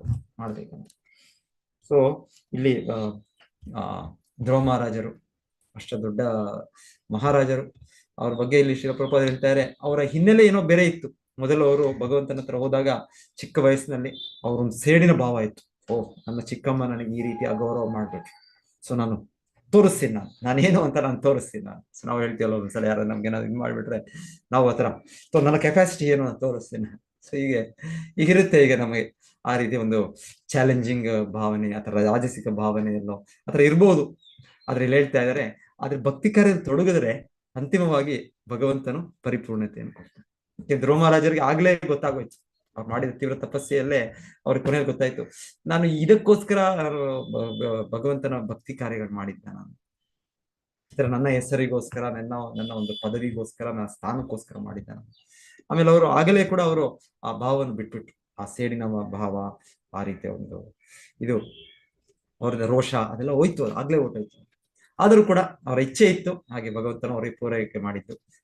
ಆಗ್ಲಿ ನಿನಗೆ ಆ ರೀತಿಯ ಒಂದು ಸ್ಥಾನ, ಆ ರೀತಿಯ ಒಂದು ಪದವಿ, ಯಾರು ನಿನಗೆ ಒಂದು ಸಮಾನ ಇಲ್ಲ. ಸೊ ಆ ರೀತಿ ಮಹಾರಾಜರ ಒಂದು ಸ್ಥಾನ ಇಲ್ಲಿ ಹೇಳ್ತಾ ಇರೋದು ಭೂಮಂಡಲ ಅಂದ್ರೆ ಕೇವಲ ನಮ್ಮ ಭೂಮಿಯಲ್ಲ, ಭರತ ಖಂಡ ಅಷ್ಟೇ ಅಲ್ಲ, ಇಂಡಿಯಾ ಅಂತ ನಾವೇನು ಇವತ್ತು ಹೇಳ್ತೇವೆ, ಇದಕ್ಕೂ ಮೀರಿ ಇಂಡಿಯಾ ಅನ್ನೋದು ಹಿಂದೆ ಪಾಕಿಸ್ತಾನ ಕೂಡ ಸೇರಿತ್ತು, ಅಫ್ಘಾನಿಸ್ತಾನ ಕೂಡ ಸೇರಿತ್ತು, ಬಾಂಗ್ಲಾದೇಶ ಸೇರಿತ್ತು. ಇದೆಲ್ಲ ಇತಿಹಾಸ ನಮ್ಗೆ ಗೊತ್ತು, ಚರಿತ್ರೆ. ಹಾಗೆ ಹಿಂದೆ ಭರತ ವರ್ಷ ಅಂದ್ರೆ ಆಕ್ಚುಲಿ ಇದು ಸಂಪೂರ್ಣ ವಿಶ್ವ, ಸಂಪೂರ್ಣವೇನಿವತ್ತು ಭೂಮಿ ಅಂತ ಇವ್ರು 7 ಖಂಡಗಳು ಅಂತ ಹೇಳ್ತಾರೆ, ಅದೆಲ್ಲ ಸೇರಿರೋದು ಭಾರತ ವರ್ಷ. ಅದಕ್ಕೂ ಹೆಚ್ಚು ಇನ್ನ ಐಲಾವೃತ ವರ್ಷ, ಕಿಂಪುರುಷ ವರ್ಷ, ಉತ್ತರ ಕುರು ವರ್ಷ, ಇದೆಲ್ಲ ಬರುತ್ತೆ. ಸೊ ಇದೆಲ್ಲ ಆಗಿ ಜಂಬೂ ದ್ವೀಪ. ಸೊ ಜಂಬೂ ದ್ವೀಪ, ಅದೇ ರೀತಿಯಲ್ಲಿ ಬೇರೆ ದ್ವೀಪಗಳಿದೆ, ಪ್ಲಕ್ಷ ದ್ವೀಪ ಎಲ್ಲ ಸೇರಿ ಮತ್ತೆ ಭೂಮಂಡಲ. ಸೊ ಇಲ್ಲಿ ಹೇಳ್ತಾರೆ, ಧ್ರುವ ಮಹಾರಾಜನ ಆಳ್ವಿಕೆ ಮಾಡಿದ್ದು ಅಷ್ಟು. ಸೊ ಭೂದೇವಿ ನಮ್ಮ ತಾಯಿ ಅಂದ್ರೆ ಕೇವಲ ನಮ್ಮ ಭಾರತ ತಾಯಿ, ನಮ್ಮ ಭಾರತ ಜನನಿ, ನಾವು ಇದು ಮಾಡ್ತೀವಿ ಕರ್ನಾಟಕ ಮಾತೆ ಅಂತ ಹೇಳ್ತೀವಿ. ಹೀಗೆ ಅಲ್ಲ, ಕರ್ನಾಟಕ ಮಾತೇನೋ, ಆಂಧ್ರ ಮಾತೇನೋ, ಕೇರಳ ಮಾತೇನೋ, ಇದೆಲ್ಲ ನಮ್ಮ ತಾಯಿ ಅಂದ್ರೆ ಭೂದೇವಿ. ಅವ್ರ ಸಂಪೂರ್ಣ ಪೃಥ್ವಿ, ಭೂಮಂಡಲಕ್ಕೆ ಅವ್ರು. ಸೊ ನಾವು ಇದು ಮಾಡ್ಕೊಳ್ಳೋದು, ನಮ್ಮ ತಾಯಿಯನ್ನ ನಾವು ಬೇರೆ, ನೀವ್ ಬೇರೆ ಅಂತ ತುಂಡು ಮಾಡ್ತೀವಿ ನಾವು. ಮತ್ತೆ ಸ್ವಲ್ಪ ಸಮಯದ ನಂತರ ಇನ್ನೊಬ್ಬ ರಾಜಕಾರಣಿ ಬಂದು ಅವ್ರು ಇನ್ನೊಂದು ರೀತಿ ತುಂಡು ಮಾಡ್ತಾರೆ ಅವರು. ಇದು ನಡೀತಾ ಇದೆ. ಈಗಲ್ಲ, ಇದು ನಮ್ಮ ತಾಯಿ ಭೂದೇವಿ, ಭೂಮಂಡಲ, ಸಮಸ್ತ ಭೂಮಂಡಲಕ್ಕೆ ಇವರು ಧ್ರುವ ಮಹಾರಾಜರು ಅಧಿಪತಿ. ಆದ್ರೆ ಹೋಗಿದ್ದವರು ಉದ್ದೇಶ ಅವ್ರದ್ದು ಮೊದಲಿಗೆ ಸರಿಯಾದ ಉದ್ದೇಶ ಅಲ್ಲ. ನಾರದರು ಕೂಡ ಹೇಳಿದ್ರು, ಬೇಡ ಮಗು, ನೀನು ಇದಕ್ಕೋಸ್ಕರ ಯಾಕೆ ನೀನು ದೊಡ್ಡವನಾಗು, ನೀನು ಚಿಕ್ಕ ಮಗು ಯಾಕೆ ಇಷ್ಟು ದೊಡ್ಡದಾಗಿ ದೊಡ್ಡವರೇನೋ ಹೇಳಿದ್ರು ಅಂತ ಯಾಕಷ್ಟ ತಗೊಳ್ಬೇಕು, ನಿನ್ನದು ಆಟಕ್ಕೆ ಇದರಲ್ಲಿ ನಿನ್ನ ಜೀವನ. ಸೊ ನೀನು ಅದನ್ನ ಮುಂದುವರಿಸು, ಕಾಲ ಸಮಯ ಬರುತ್ತೆ, ಭಗವಂತ ಕೃಷ್ಣ ನಿಂಗೆ ಅವಕಾಶ ಕೊಡ್ತಾನೆ, ಅವಕಾಶ ಕೊಟ್ಟಾಗ ಮತ್ತೆ ನೀನು ಭಕ್ತಿ ಮಾಡು ಅಂತ ನಾರದರು ಕೂಡ ಮೊದಲಿಗೆ ಅವ್ರಿಗೆ ಒಂದು ಪರೀಕ್ಷೆ ಮಾಡೋ ರೀತಿಯಲ್ಲಿ ಉಪದೇಶಿಸಿದರು. ಆದ್ರೆ ಧ್ರುವ ಮಹಾರಾಜರು ಇಲ್ಲ, ಅವರು ನನಗೆ ಭಕ್ತಿ ಮಾಡ್ತೇನೆ, ನಾನು ತೀವ್ರವಾಗಿ ಭಕ್ತಿ ಮಾಡ್ತೇನೆ, ನನಗೆ ಇದರ ಒಂದು ಇದು ಬೇಕು, ನನಗೆ ಸೊಲ್ಯೂಷನ್ ಬೇಕು ಇದಕ್ಕೆ, ನನ್ನ ಈ ಪ್ರಾಬ್ಲಮ್ಗೆ. ನನಗೂ ಕೂಡ ಅಷ್ಟು ಈ ತರ ಸ್ಥಿತಿ ಇದೆ, ನನ್ನ ತಾಯಿಗೂ ಕೂಡ ಅದೇ ರೀತಿ ಸ್ಥಿತಿ ಇದೆ, ನನ್ನ ತಂದೆ ನಮ್ಗೆ ಮನೆಯಲ್ಲಿ ಆ ತರ ಗೌರವ ಇಲ್ಲ. ಸೊ ಈ ರೀತಿ ಅವರು ತುಂಬಾ ತೀವ್ರವಾಗಿ ಮಾಡಿದ್ದು. ಸೊ ಎನಿವೆ, ಈ ತರ ಮೋಟಿವೇಶನ್ಸ್ ಇರುತ್ತೆ ನಮ್ಗೆ. ಈ ತರ ನಾವು ಇನ್ನೊಂದ್ ಕಡೆ ಭಗವದ್ಗೀತೆ ಕೃಷ್ಣ ಏನ್ ಹೇಳ್ತಾರೆ, 4 ರೀತಿಯಲ್ಲಿ ಒಬ್ರು ಭಕ್ತಿ ಶುರು ಮಾಡ್ತಾರೆ ಅಂತ ಕೃಷ್ಣ ಹೇಳ್ತಾರೆ. ಯಾವ ರೀತಿ, ಹೇಗೆ, ಯಾರಾದ್ರೂ ಹೇಳ್ತೀರಾ? ಅದೇನು ಶ್ಲೋಕ ಅದು ಭಗವಂತನ ಹೇಳೋದು? ಈಗ ಧ್ರುವ ಮಹಾರಾಜರು ಒಂದು ರೀತಿಯಲ್ಲಿ ಬಂದರು. ಸೊ ಹಾಗೆ ಭಗವಂತನು ಆರ್ತೋ ಜಿಜ್ಞಾಸುರರ್ಥಾರ್ಥಿ ಜ್ಞಾನಿ ಚ ಭರತರ್ಷಭ. ಧನ್ಯವಾದಗಳು. ಸೊ ಕೃಷ್ಣ ಹೇಳೋದು, ಚತುರ್ವಿಧ ಭಜಂತೆ ಮಾಂ ಜನಾ ಸುಕೃತಿನೋ ಅರ್ಜುನ, ಆರ್ತೋ ಅರ್ಥಾರ್ಥಿ ಜಿಜ್ಞಾಸು ಜ್ಞಾನಿ ಚ ಭರತರ್ಷಭ. ಸೊ ಭಗವಂತನ ಹೇಳ್ತಾನೆ ಚತುರ್ವಿಧ. ಸೊ 4 ವಿಧದಲ್ಲಿ ಜನರು ಮುಖ್ಯವಾಗಿ ಭಗವಂತನ ವಿಭಾಗ ಮಾಡೋದು. ಚತುರ್ವಿಧ ಭಜಂತೆ ಮಾಂ, ನನ್ನನ್ನು ಭಕ್ತಿ ಮಾಡಕ್ಕೆ ಅವ್ರು ಆರಂಭಿಸುತ್ತಾರೆ. ಅವ್ರು ಭಕ್ತಿ ಮಾಡ್ತಾರೆ ನನಗೆ. ಯಾರು? ಆರ್ಥೋ. ಆರ್ಥೋ ಅಂದ್ರೆ ಏನೋ ಒಂದು ಆರ್ಥಿಕವಾಗಿ ಬೇಕು, ಆರ್ಥಿಕವಾಗಿ ಬಡತನ, ಏನು ಇಲ್ಲ, ಏನೋ ತುಂಬಾ ಕಷ್ಟಗಳಾಗಿದೆ, ಹಣ ಇಲ್ಲದೆ ಏನು ನಡೆಯೋದಿಲ್ಲ ಈ ಜಗತ್ತಿನಲ್ಲಿ. ಸೊ ಆ ಒಂದು ಕಷ್ಟದಲ್ಲಿ ಅವ್ರು ಬರ್ತಾರೆ. ಇವರು ಆರ್ಥೋ ಓಕೆ, ಆರ್ಥೋ ಅಂದ್ರೆ ಕಷ್ಟದಲ್ಲಿರೋರು ಅಂತ ಹೇಳ್ತಾರೆ ಫಸ್ಟ್. ಅದು ಧ್ರುವ ಮಹಾರಾಜ್. ಸೊ ಅವ್ರಿಗೆ ಒಂದು ರೀತಿ ಕಷ್ಟ ಇತ್ತು ಅವ್ರಿಗೆ ಜೀವನದಲ್ಲಿ. ಕಷ್ಟ ಅಂದ್ರೆ ಅವರ ತಂದೆಯೇ ಅವರಿಗೆ ಮತ್ತೆ ಅವರ ತಾಯಿಗೆ ಸರಿಯಾಗಿ ಅವರು ಇದು ಮಾಡ್ಲಿಲ್ಲ, ಸರಿಯಾಗಿ ಅವ್ರಿಗೆ ಏನ್ ಕೊಡ್ಬೇಕಾಗಿತ್ತು ಅವ್ರಿಗೆ ಒಂದು ನೋಡ್ಕೊಳ್ತಾ ಇದ್ರು. ಅವರೇನೋ ಅವ್ರಿಗೆ ಬೀದಿಗೆ ಹಾಕ್ಬಿಡ್ಲಿಲ್ಲ ಅವ್ರಿಗೆ, ಧ್ರುವ ಮಹಾರಾಜರಿಗೆ ಇವರಿಗೆ. ಆದರೂ ಕೂಡ ಒಂದು ರಾಜಕುಮಾರನು, ಅವರ ತಂದೆ ರಾಜನು, ಮಹಾರಾಜನು, ಆದ್ರೆ ಅವ್ರ ಹಿರಿಯ ರಾಣಿ ಮತ್ತೆ ರಾಜಕುಮಾರ್ ಅವ್ರಿಗೆ ಹೇಗೆ ಮರ್ಯಾದೆ ಗೌರವ ಇಲ್ಲ. ಚಿಕ್ಕ ರಾಣಿ, ಕಿರಿಯ ರಾಣಿ ಆ ರೀತಿಯ ಒಂದು ನಿರ್ಲಕ್ಷ್ಯ ಮಾಡ್ತಾ ಇದ್ರು ಕೂಡ ಅವ್ರ ತಂದೆ ಇದು ಮಾಡಿಲ್ಲ ಅವರು. ಸೊ ಇದು ಒಂದು ರೀತಿ ದುಃಖ. ಇದು ಏನಿದು, ಇದು ನಮ್ಮ ತಂದೆ ನಮ್ಮನ್ನು ಸರಿಯಾಗಿ ನೋಡೋದಿಲ್ಲ ಅಲ್ಲ, ಇನ್ಯಾರು ನೋಡ್ತಾರೆ. ಸೊ ಹೀಗೆ ಅವರಿಗೆ ಒಂದು ನೋವಿನ ಸ್ಥಿತಿ, ಅರ್ಥ. ಸೊ ಇದಕ್ಕೆ ಇನ್ನ ಬಹಳ ಉದಾಹರಣೆಗಳಿದೆ. ಈ ರೀತಿ ಕಷ್ಟಗಳಲ್ಲಿ ಭಕ್ತರು ಭಕ್ತಿ ಮಾಡೋದು. ಇನ್ನೊಂದು ಅರ್ಥಾರ್ಥಿ ಅಂದ್ರೆ ಅವರು ಒಂದು ಇದು ಆರ್ಥಿಕ ಒಂದು ಸುಧಾರಣೆ ಆಗ್ಬೇಕು, ಕಷ್ಟ ಏನು ಇದೆ, ಬಡತನ. ಸೊ ಅದರಲ್ಲಿ ಅವರು ಭಕ್ತಿ ಮಾಡೋದು. ಏನು ಉದಾಹರಣೆ ಕೊಡ್ತಾರೆ ಭಕ್ತರು ಅರ್ಥಾರ್ಥಿಗೆ?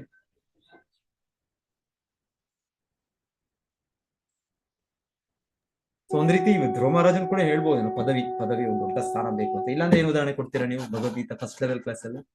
ನಂಗಿನ್ನು ಐಶ್ವರ್ಯ, ಹರೇ ಕೃಷ್ಣ ಮತ್ತೆ ಇನ್ನು ನಂಗೆ ಐಶ್ವರ್ಯ ಬೇಕು, ಇದ್ ಬೇಕು ಅಂತ ಐಶ್ವರ್ಯ ಬೇಕು ಅಂತ ಯಾರು ಉದಾಹರಣೆ ಕೊಡ್ತೀವಿ ನಾವು ಸಾಮಾನ್ಯವಾಗಿ? ಹರೇ ಕೃಷ್ಣ ಪ್ರಭುಜಿ.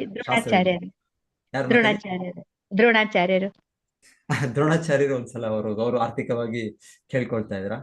ಓಕೆ ಮತ್ತೆ ಅವ್ರಾದ್ರೆ ಏನಾಯ್ತು ಅವರು ಮತ್ತೆ ಅವ್ರು ಭಕ್ತಿ ಮಾಡಿದ್ರು ಅದಕ್ಕೋಸ್ಕರ. ಓಕೆ, ಇರ್ಲಿ, ನಾವು ಕೂಡ ಭಕ್ತಿ ಇದೆ, ಎಷ್ಟೋ ಇದಕ್ಕೆ ಮಾಡೋದು, ಭಗವಂತನ ನಮ್ಗೆ ಆರ್ಥಿಕ ಸುಧಾರಣೆ ಮಾಡ್ಲಿ ಅಂತಾನೆ. ಸೊ ನಾವೆಲ್ಲರೂ ಕೂಡ ಅದೇ ಅರ್ಥಾರ್ಥಿಗೆ ಇದಕ್ಕೆ ಇರ್ತೇವೆ ಹೆಚ್ಚಾಗಿ.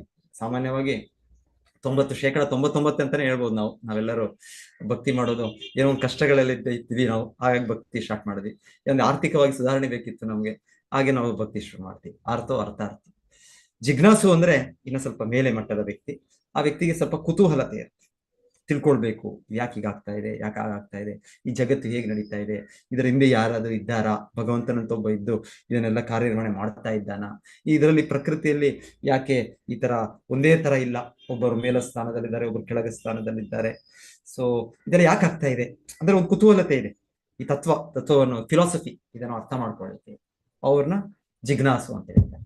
ಸೊ ನಾವು ಸಾಮಾನ್ಯವಾಗಿ ಅವ್ರಿಗೆ ಉದಾಹರಣೆ ಕೊಡೋದು, ಇಲ್ಲಿ ನೈಮಿಷಾರಣ್ಯದಲ್ಲಿರೋ ಭಕ್ತರು, ಅವ್ರು ಯಾರು ಶೌನಕಾದಿ ಋಷಿಗಳು, ಅವ್ರು ಪ್ರಶ್ನೆ ಮಾಡ್ತಾರೆ ಸೂತ ಗೋಸ್ವಾಮಿಗೆ, ಬಹಳ ಪ್ರಶ್ನೆ ಮಾಡೋದು. ಸೊ ಆ ರೀತಿ ಕೂಡ ಒಂದ್ಸಲ ಹೇಳ್ತಾರೆ ಅವರು.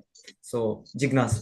ಸೊ ಎನಿವೆ, ಜಿಜ್ಞಾಸ ಅಥಾತು ಬ್ರಹ್ಮ ಜಿಜ್ಞಾಸ. ನಾವು ಮನುಷ್ಯ ಜನ್ಮ ಸಿಕ್ಕಿದೆ ಅಂದ್ರೆ ನಮ್ಗೆ ಪ್ರಶ್ನೆಗಳು ಇದೆ, ಮಗುವಿಂದಾನೇ ಪ್ರಶ್ನೆ ಸ್ಟಾರ್ಟ್ ಆಗುತ್ತೆ.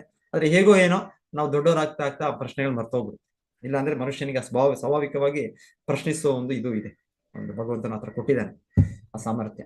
ಸೊ ಆ ಜಿಜ್ಞಾಸು ಅಂದ್ರೆ ಪ್ರಶ್ನೆಯಿಂದ ಅವ್ರು ಭಗವಂತ ಹತ್ರ ಬರ್ತಾರೆ. ಅರ್ಥಾರ್ಥಿ, ಜಿಜ್ಞಾಸು, ಜ್ಞಾನಿ ಅಂದ್ರೆ ಅವ್ರು ಈ ಜಿಜ್ಞಾಸೆಯಿಂದ ಅವರು ಆ ಉತ್ತರಗಳು ಸಿಕ್ಕಿ ಅವರು ಹೌದು, ಭಗವಂತನಂದ್ರೆ ಈ ಜಗತ್ತು ನಡೀತಾ ಇದೆ ಅಂದ್ರೆ ಇಲ್ಲಿ ತುಂಬಾ ಒಬ್ಬರು ಬುದ್ಧಿವಂತಿಕೆಯಿಂದ ನಡೀತಾ ಇದೆ. ಎಲ್ಲೂ ನೋಡಿದ್ರು ನಾವೊಂದು ಇದು ನೋಡ್ಬೋದು, ಪ್ರಕೃತಿಯಲ್ಲಿ ಒಂದು ಬುದ್ಧಿವಂತಿಕೆ ನೋಡಿ. ಬುದ್ಧಿವಂತಿಕೆ ಅಂದ್ರೆ ಯಾರಿಗೂ ಇದು ಸೇರ್ಬೇಕಲ್ಲ. ಬುದ್ಧಿ ಅಂದ್ರೆ ಇದು ಹಾಗೆ ಇದು ಆಗತ್ತಾ, ಇದು ಉತ್ಪತ್ತಿ ಆಗತ್ತಾ, ಒಬ್ಬ ವ್ಯಕ್ತಿಗೆ ಸೇರಿದ್ದು. ಸೊ ಆ ವ್ಯಕ್ತಿ ಅಂದ್ರೆ ವ್ಯಕ್ತಿ ಮೂಲವಾಗಿ ಹೇಗೆ ನಮ್ಮ ಪ್ರತಿಯೊಂದು ಅಸ್ತಿತ್ವದಲ್ಲೂ ಒಂದು ಬುದ್ಧಿಯ ಹಿಂದೆ ಒಬ್ಬ ವ್ಯಕ್ತಿ ಇದ್ದಾನೆ. ವಿಜ್ಞಾನಿ ಇರ್ಬೋದು, ಇನ್ನೊಂದು ಇರ್ಬೋದು, ಏನಾದ್ರೂ ಇರ್ಬೋದು, ಇಂಜಿನಿಯರ್ ಇರ್ಬೋದು. ಹಾಗೆ ಈ ಸಮಸ್ತ ವಿಶ್ವಕ್ಕೆ ಒಬ್ಬ ದೊಡ್ಡ ಇಂಜಿನಿಯರ್, ದೊಡ್ಡ ಒಬ್ಬ ಸೃಷ್ಟಿಕರ್ತ, ಒಬ್ಬ ಭಗವಂತನಿರ್ಬೇಕು. ಆ ರೀತಿ ಜ್ಞಾನಿ ಕೊನೆಗೆ ಒಬ್ಬ ವ್ಯಕ್ತಿ, ಅವನು ಕೃಷ್ಣನು ಅಂತ ಅವರು ಅರ್ಥ ಮಾಡ್ಕೊಳ್ತಾರೆ. ಆಗ ಜ್ಞಾನಿ ಆಗ್ತಾನೆ. ಬಹುನಾಂ ಜನ್ಮನಾಂ ಅಂತೆ ಜ್ಞಾನವಾನ್ ಮಾಂ ಪ್ರಪದ್ಯತೆ ವಾಸುದೇವ ಸರ್ವಮಿತಿ ಸಮಹಾತ್ಮ ಸುದುರ್ಲಭ. ನಿಜವಾದ ಜ್ಞಾನಿ ಅಂದ್ರೆ ಭಗವಂತನು ಒಬ್ಬ ವ್ಯಕ್ತಿ, ಪರಮಸತ್ಯ ಅನ್ನೋದು ಅದು ವ್ಯಕ್ತಿ, ಮತ್ತೆ ಅದು ಶ್ರೀಕೃಷ್ಣ, ಅದು ವಿಷ್ಣು ಅಂತ ಕೂಡ ನಿರ್ಣಯ. ಆಗ ಅವರು ಇನ್ನ ಈ ರೀತಿ ಜ್ಞಾನವನ್ನು ಪಡೆಯೋ ಒಂದು ಹಂಬಲಿಕೆ ಇರ್ಬೋದು. ಸೊ ಆ ರೀತಿ ಬೇರೆ ಬೇರೆ ಮೋಟಿವೇಶನ್ಸ್.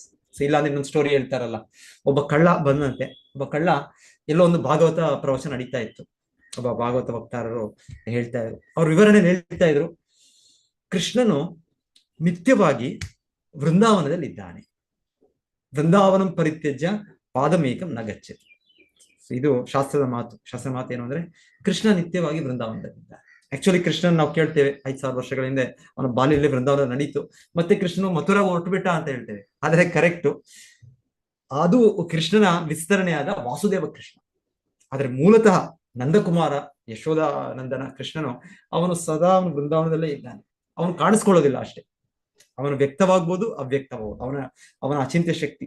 ಹಾಗೆ ಯಾರು ಕೃಷ್ಣ ಹೋಗಿದ್ದು ಇಲ್ಲಿಗೆ ಮಥುರೆಗೆ, ಅದು ವಾಸುದೇವ ಕೃಷ್ಣನ ವಿಸ್ತರಣೆಗಳು, ವಾಸುದೇವ, ಸಂಕರ್ಷಣ, ಪ್ರದ್ಯುಮ್ನ, ಅನಿರುದ್ಧ. ಸೊ ಅವರು ಹೋಗಿದ್ದು. ಆದ್ರೆ ಮೂಲತಃ ಒರಿಜಿನಲ್ ಕೃಷ್ಣ ನಾವೇನ್ ಹೇಳ್ತೇವೆ, ಗೋವಿಂದ ಆದಿಕೃಷ್ಣ ತಮಹಂ ಭಜಾಮಿ, ಅವನು ವೃಂದಾವನದಲ್ಲಿ ಬಿಟ್ಟು ಒಂದು ಹೆಜ್ಜೆ ಕೂಡ ಹೊರ ಹೋಗೋದಿಲ್ಲ. ಇದು ಹಾಗೆ. ಸೊ ಅವರು ಹೇಳ್ತಾ ಇದ್ರು, ವಿವರಣೆ ಕೊಡ್ತಾ ಇದ್ರು, ಕೃಷ್ಣನು ಅಲ್ಲಿದ್ದಾನೆ, ನಿತ್ಯವಾಗಿ ಇದ್ದಾನೆ. ಆದ್ರೆ ಎಷ್ಟು ಸುಂದರವಾಗಿದ್ದಾನೆ ಮತ್ತು ಎಷ್ಟು ಐಶ್ವರ್ಯ ಭರಿತ. ಕೃಷ್ಣನ ತಾಯಿ ಯಶೋದೆ ಅವರಿಗೆ ಎಲ್ಲ ಏನು ಆಭರಣಗಳು, ಅಷ್ಟು ಬೆಲೆ ಬಾಳುವ ಆಭರಣಗಳೆಲ್ಲ ಹಾಕಿದ್ದಾರೆ ಅಂತ ಅದರ ವಿವರಣೆ. ಕುತ್ತಿಗೆಗೆ ಇದು ಹಾಕಿದ್ದಾರೆ, ಕಿವಿಗೆ ಇದು ಹಾಕಿದ್ದಾರೆ, ಮತ್ತೆ ಬಳೆಗಳಿಗಿದೆ, ಕಾಲಿಗೆ ಭಗವಂತನಿಗಿದೆ. ಸೊ ಅದರ ವಿವರಣೆ ಎಲ್ಲ, ವಜ್ರ ವೈಡೂರ್ಯ ಎಲ್ಲ ಅದೆಲ್ಲ. ಸೊ ಇದೆಲ್ಲ ಕಳ್ಳ ಕೇಳ್ತಾ ಇದ್ದಂತೆ, ಒಬ್ಬ ಹುಡುಗ ಚಿಕ್ಕ ಪುಟ್ಟ ಬಾಲಕನಿದ್ದಾನೆ, ಅವನು ಬೃಂದಾವನ ಅಂತ ಇದರ ಊರಲ್ಲಿದ್ದಾನೆ, ಮತ್ತೆ ಅಲ್ಲಿ ಇಷ್ಟು ಚಿನ್ನ ವೈಡೂರ್ಯ ಎಲ್ಲ ಇದೆಲ್ಲ ಅವನಿಗೆ ಹಾಕ್ತಾರ.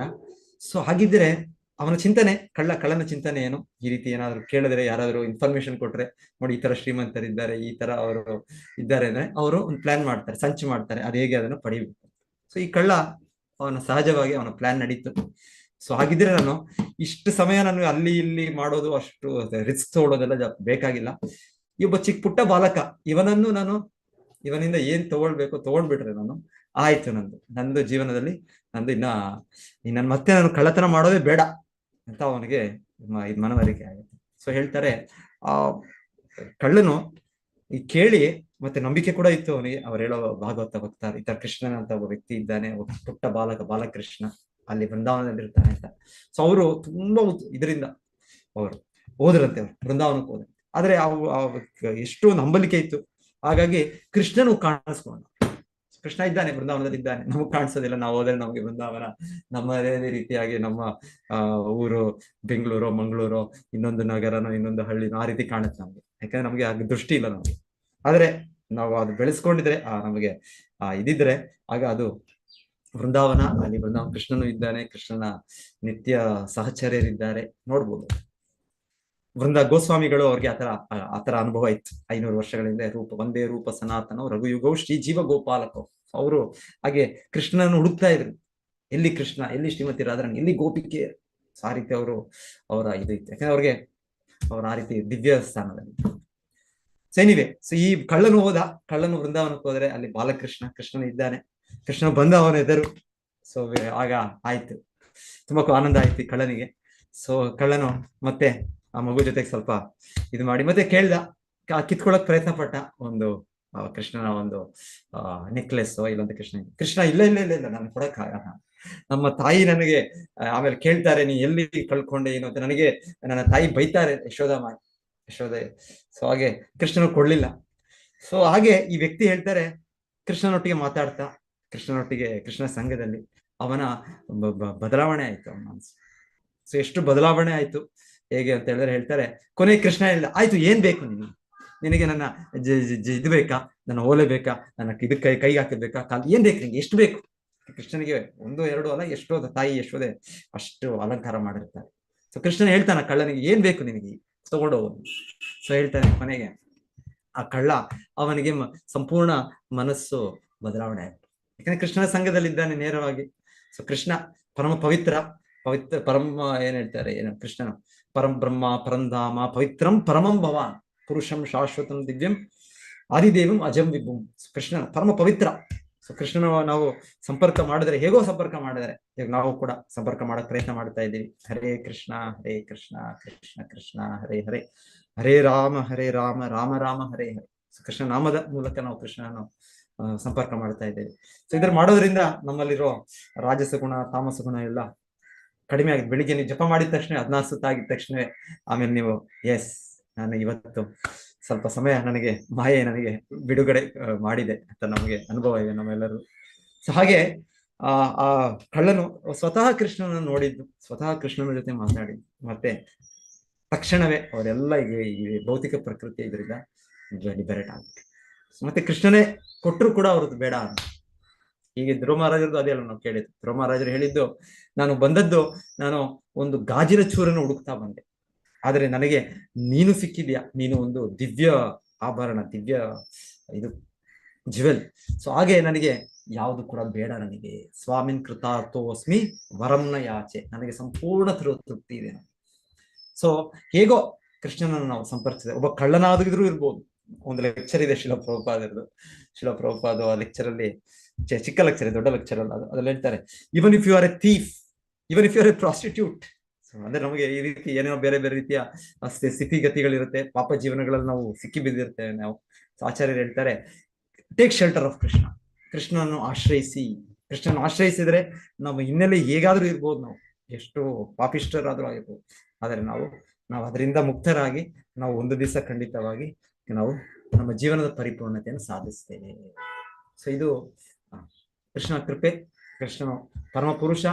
ಸೊ ಹಾಗೆ ಅವನು ನಮ್ಮನ್ನು ಉದ್ಧರಿಸುತ್ತಾನೆ. ಅದು ಭಗವಂತನ ದಿವ್ಯ ಗುಣ. ಸೊ ಎನಿವೆ, ಸೊ ಇಲ್ಲಿ ಹೇಳ್ತಾ ಇರೋದು, ಇಲ್ಲಿ ಹೀಗೆ ಧ್ರುವ ಮಹಾರಾಜರು ಏನು ಲೆಕ್ಕಿಸದೆ, ತಮ್ಮ ದೇಹವನ್ನು ಲೆಕ್ಕಿಸ್ಲಿಲ್ಲ ಅವರು ಎಲ್ಲವನ್ನು, ದೇಹವನ್ನು ಲೆಕ್ಕಿಸೋದಿಲ್ಲ. ಅದಕ್ಕೆ ನಾವು ಕೇಳ್ತೀವಲ್ಲ ಭಾಗವತದಲ್ಲಿ ಎಲ್ಲ ಆಚಾರ್ಯರು, ಇವರು ರಂತಿದೇವ ಅವರು ಇದ್ರಲ್ಲಿ ಕೇಳ್ತಾರೆ. ರಂತಿದೇವ ಅಂತ ಒಬ್ಬ ದೊಡ್ಡ ಮಹಾರಾಜರು. ಅವರು ಏಕಾದಶಿ ವ್ರತ ಅಲ್ಲ, ಇನ್ನೊಂದು ವ್ರತ, ಇದ್ರ ಜೊತೆಗೆ ಅವರು ತಪಸ್ಸೆ ಮಾಡ್ತಾರೆ. ಎಷ್ಟೋ ದಿವಸಗಳು ಅವರು ಆಹಾರ ಸ್ವೀಕರಿಸಲಿಲ್ಲ ರಂತಿದೇವ. ಸೊ ಕೊನೆಗೆ ಅವರು ಆ ಆಹಾರವನ್ನು ಸ್ವೀಕರಿಸೋಣ ಅಂತ ಅವರ ಒಂದು ಉಪವಾಸ ಬಿಡಬೇಕು ಅಂತ ಅವರು ಭಗವಂತನಿಗೆ ಅರ್ಪಣೆ ಮಾಡಿದ ಪ್ರಸಾದವನ್ನು ಅವರ ಕುಟುಂಬದವರು ತಂದಿಡ್ತಾರೆ ಅವ್ರ ಮುಂದೆ. ಸೊ ಅವರು ಆಗ ತಿನ್ಬೇಕು. ಅವಾಗ ಎಷ್ಟೋ ದಿವಸ 47 ದಿವಸನೂ ಎಷ್ಟೋ ತಿಂದಿಲ್ಲ ಅವ್ರು. ಈಗ ನಮ್ಗೆ ಅವೆಲ್ಲ ಆಗೋದಿಲ್ಲ, ಕಲಿಯುಗದಲ್ಲಿ ಅವೆಲ್ಲ ಮಾಡಬಾರ್ದು ನಾವೆಲ್ಲ. ಆದ್ರೆ ಈಗ ಶಾಸ್ತ್ರದಲ್ಲಿ ಕೊಟ್ಟಿದ್ದಾರೆ ಈ ರೀತಿ. ರಂತಿದೇವ ಅಂತ ಮಹಾರಾಜನು ತೀವ್ರ ತಪಸ್ಸೆ, ತುಂಬಾ ದೊಡ್ಡ ಭಕ್ತರು, ತಪಸ್ಸೆ ಮಾಡ್ತಾ ಇದ್ದಾರೆ.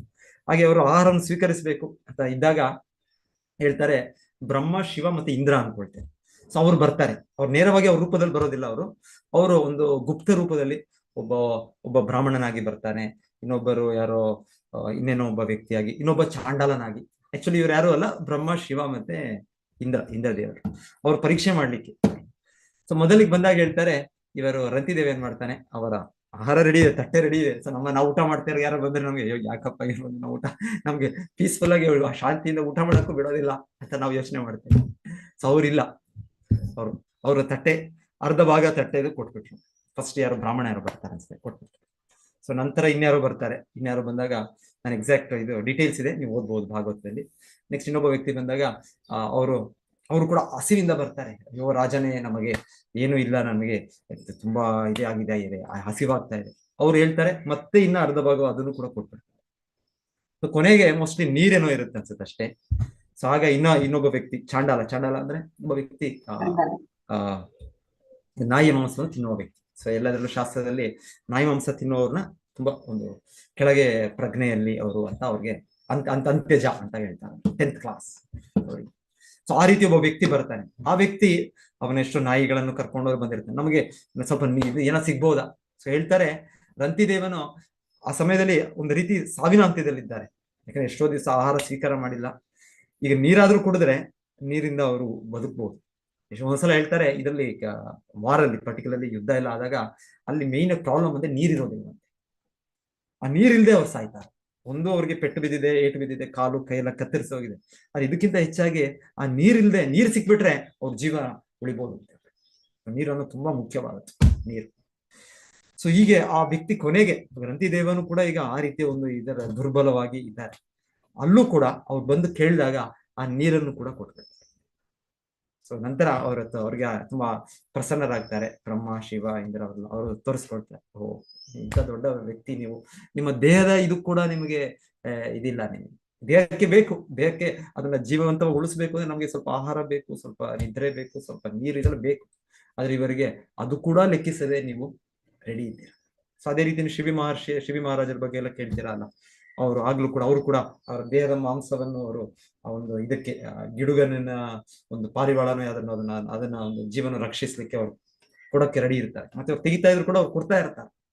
ಹೀಗೆ ಈ ತರ ಒಂದು ಅಸಾಧಾರಣವಾಗಿ ಅವರು ದೇಹದ ಬಗ್ಗೆ ಕೂಡ ಅವ್ರಿಗೆ, ಯಾಕಂದ್ರೆ ಅವರು ಈ ಭೌತಿಕ ನೆಲೆಯಲ್ಲಿಲ್ಲ, ಅವರು ಆತ್ಮ ಪ್ರಜ್ಞೆ ಕೃಷ್ಣ ಪ್ರಜ್ಞೆಯಲ್ಲಿದ್ದಾರೆ. ಅವ್ರ ದೇಹ ಅನ್ನೋದು ತಾತ್ಕಾಲಿಕ, ನಾವು ಈ ದೇಹ ಅಲ್ಲ, ನಾವು ಇದರ ಮೂಲಕ ನಾವು ಭಗವಂತನನ್ನು ತೃಪ್ತಿಪಡಿಸ್ಬೇಕು ಅಂತ ಮನೋಭಾವದಲ್ಲಿ ಅವ್ರು ಫಿಕ್ಸ್ ಆಗಿದ್ದಾರೆ.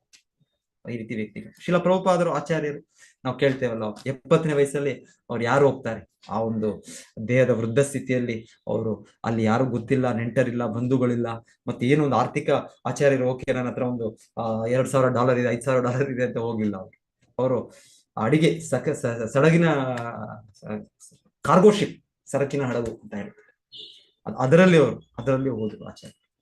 ಮತ್ತೆ ಎಷ್ಟು ಸಲ ಅವ್ರಿಗೆ ಒಂದೊಂದ್ಸಲ ದೇಹದ ಇದು ಆದಾಗ ಮತ್ತೆ ಕೂಡ ಅವರು ಅದರಲ್ಲೂ ಕೂಡ ಅವರು ಪ್ರಚಾರ ಮಾಡಿದ್ರು ಶಿಲ ಪ್ರಭುಪಾದ. ಒಂದು ಸನ್ನಿವೇಶ ಅವರ ಶಿಷ್ಯರು ಹೇಳ್ತಾರೆ, ಬೃಂದಾವನದಲ್ಲಿ ಶಿಲ ಪ್ರಭುಪಾದ ಇದ್ದಾಗ ತುಂಬಾ ಒಂದು ಇದಾಗಿರುತ್ತೆ, ಅವರ ಹೆಲ್ತ್ ಆರೋಗ್ಯ ಇದಾಗಿರುತ್ತೆ. ಆದ್ರೆ ಅವ್ರು ತುಂಬಾ ಒಂದು ದೊಡ್ಡ ವ್ಯಕ್ತಿ, ಯಾರೋ mostly UP governor, Uttar Pradesh ಅವರ ಗವರ್ನರು, ಅವರು ಏನ್ ಹೇಳ್ತೇವೆ ಗವರ್ನರ್ಗೆ ಏನ್ ಹೇಳ್ತೀವಿ ಕನ್ನಡದಲ್ಲಿ, ರಾಜ್ಯಪಾಲಕರು ಅಂತ ಹೇಳ್ತೇವಲ್ಲ, ಸೊ ರಾಜ್ಯಪಾಲ ಅವರು ಭೇಟಿ ಮಾಡೋ ಇದಿರುತ್ತೆ. ಸೊ ಮೊದಲಿಗೆ ಶಿಲ ಪ್ರಭುಪಾದರು ಇಲ್ಲ ನಮ್ಮ ಶಿಷ್ಯರೇ ಭೇಟಿ ಮಾಡುವ ಆತರ, ಯಾಕಂದ್ರೆ ಪ್ರಭುಪಾದರು ತುಂಬಾ ಅನಾರೋಗ್ಯ. ಆದರೆ ಅವ್ರ ದೊಡ್ಡ ವ್ಯಕ್ತಿ ಬಂದಿದ್ದಾರೆ ನಮ್ಮ ಸಂಸ್ಥೆಗೆ, ಮತ್ತೆ ಅವರಿಂದ ಬೆಂಬಲ ಆಗುತ್ತೆ ನಮ್ಗೆ. ಸೊ ಹಾಗೆ ಅವರು ಆಚಾರ್ಯರೇ ಅವ್ರು ಬಂದಾಗ ಅವ್ರಿಗೆ ಖುದ್ದಾಗಿ ಅವ್ರಿಗೆ ರಿಸೀವ್ ಮಾಡಿದ್ದಾಗಿ ಮತ್ತೆ ಅವ್ರಿಗೆ ಅವ್ರ ಜೊತೆಗೆ ಮಾತಾಡಿದ್ದು, ಮತ್ತೆ ಅವ್ರಿಗೆ ಆಹಾರವನ್ನು ಕೊಟ್ಟದ್ದು, ಮತ್ತೆ ಒಂದು ದೇವಸ್ಥಾನ ತೋರಿಸಿದ್ದು, ಆ ರೀತಿ ಒಂದು ಅರ್ಧ ಗಂಟೆ 1 ಗಂಟೆ ಕಾಲ. ಸೊ ಹೇಳ್ತಾರೆ ಶಿಲ ಪ್ರಭುಪಾದರು ತುಂಬಾ ಅವತ್ತು ಆರೋಗ್ಯ ಇಲ್ಲ, ಆದರೂ ಕೂಡ ಅನಾರೋಗ್ಯ ಸ್ಥಿತಿಯಲ್ಲೂ ಕೂಡ ಶಿಲ ಪ್ರಭುಪಾದರು ಬಂದು ಆ ರೀತಿ ಒಬ್ಬ ಗಣ್ಯರು ಯಾರು ಬಂದಿದ್ದಾರೆ ಅಂತ ಆಚಾರ್ಯರೇ ಖುದ್ದಾಗಿ ಸ್ವತಃ ಅವ್ರಿಗೆ ಮಾತಾಡಿಸಿ ಮಾಡಿಸಿ, ಮತ್ತೆ ಅವ್ರು ಹೋಗಿದ್ದೇ ಹೇಳ್ತಾರೆ ಆಚಾರ್ಯರು, ಮತ್ತೆ ಆಚಾರ್ಯರು ಹಾಗೆ ಅಲ್ಲೇ ಕುಸಿದು ಬಿದ್ರು ಆ ಥರ ಹೇಳ್ತಾರೆ. ಅಂದ್ರೆ ಅವ್ರಿಗೆ ಇಲ್ಲಿ ಅವ್ರ ಆರೋಗ್ಯ ಇಲ್ಲ, ಅವ್ರ ದೇಹದಲ್ಲಿ ಬಲ ಇಲ್ಲ, ತೀವ್ರ ತಲೆನೋವು, ಮತ್ತೆ ಇನ್ನೊಂದು ಅನಾರೋಗ್ಯ, ಅದರಲ್ಲೂ ಕೂಡ ಆಚಾರ್ಯರು ಬಂದು ಅದು ಮಾಡಿದ್ದು. ಸೊ ಶಿಷ್ಯರು ಒಂದು ಈ ತರ ಮಾಡ್ತಾರೆ. ಈ ತರ ಕೇಳ್ತೇವೆ ನಾವು. ನಮ್ಮ ಇವರು ಕೂಡ ಯಾರು ನಮ್ಮ ಇದ್ದಾರೆ ಬಹಳ ಜನ ಶಿಲ ಪ್ರಭುಪಾದ ಶಿಷ್ಯರು ಕೂಡ ಬಹಳ ಜನ ಈ ರೀತಿ ನಾವು ಕೇಳ್ತೇವೆ. ನಮ್ಮ ಗುರು ಮಹಾರಾಜರ ಬಗ್ಗೆ ಒಬ್ರು ಅವ್ರು ಹೇಳ್ತಾರೆ, ಯಾರು ಅವರು ಮಲೇಷಿಯಾಲೋ ಎಲ್ಲೋ ಒಂದ್ಸಲ ಅವರು ಆ ರೀತಿ ಟ್ರಾವೆಲ್ ಮಾಡಿ ಬಂದು, ಮಲೇಷಿಯಾನೇ ಅನ್ಕೊಳ್ತೇನೆ, ಅವ್ರಿಗೆ ತೀವ್ರ ತಲೆನೋವಿತ್ತು. ಅವ್ರಿಗೆ ಆಕ್ಚುಲಿ BP ಇತ್ತು ಆಗ ಅನ್ಸುತ್ತೆ. ಆ ಮಾತ್ರೆ ತಗೊಂಡಿರ್ಲಿಲ್ಲ, ಅವರು ಮಾತ್ರೆ ತಗೊಳ್ದೆ ಅವರು ತುಂಬಾ ತಲೆನೋವು ಇದರಲ್ಲಿ ಬಂದದ್ದು ಅಲ್ಲಿ.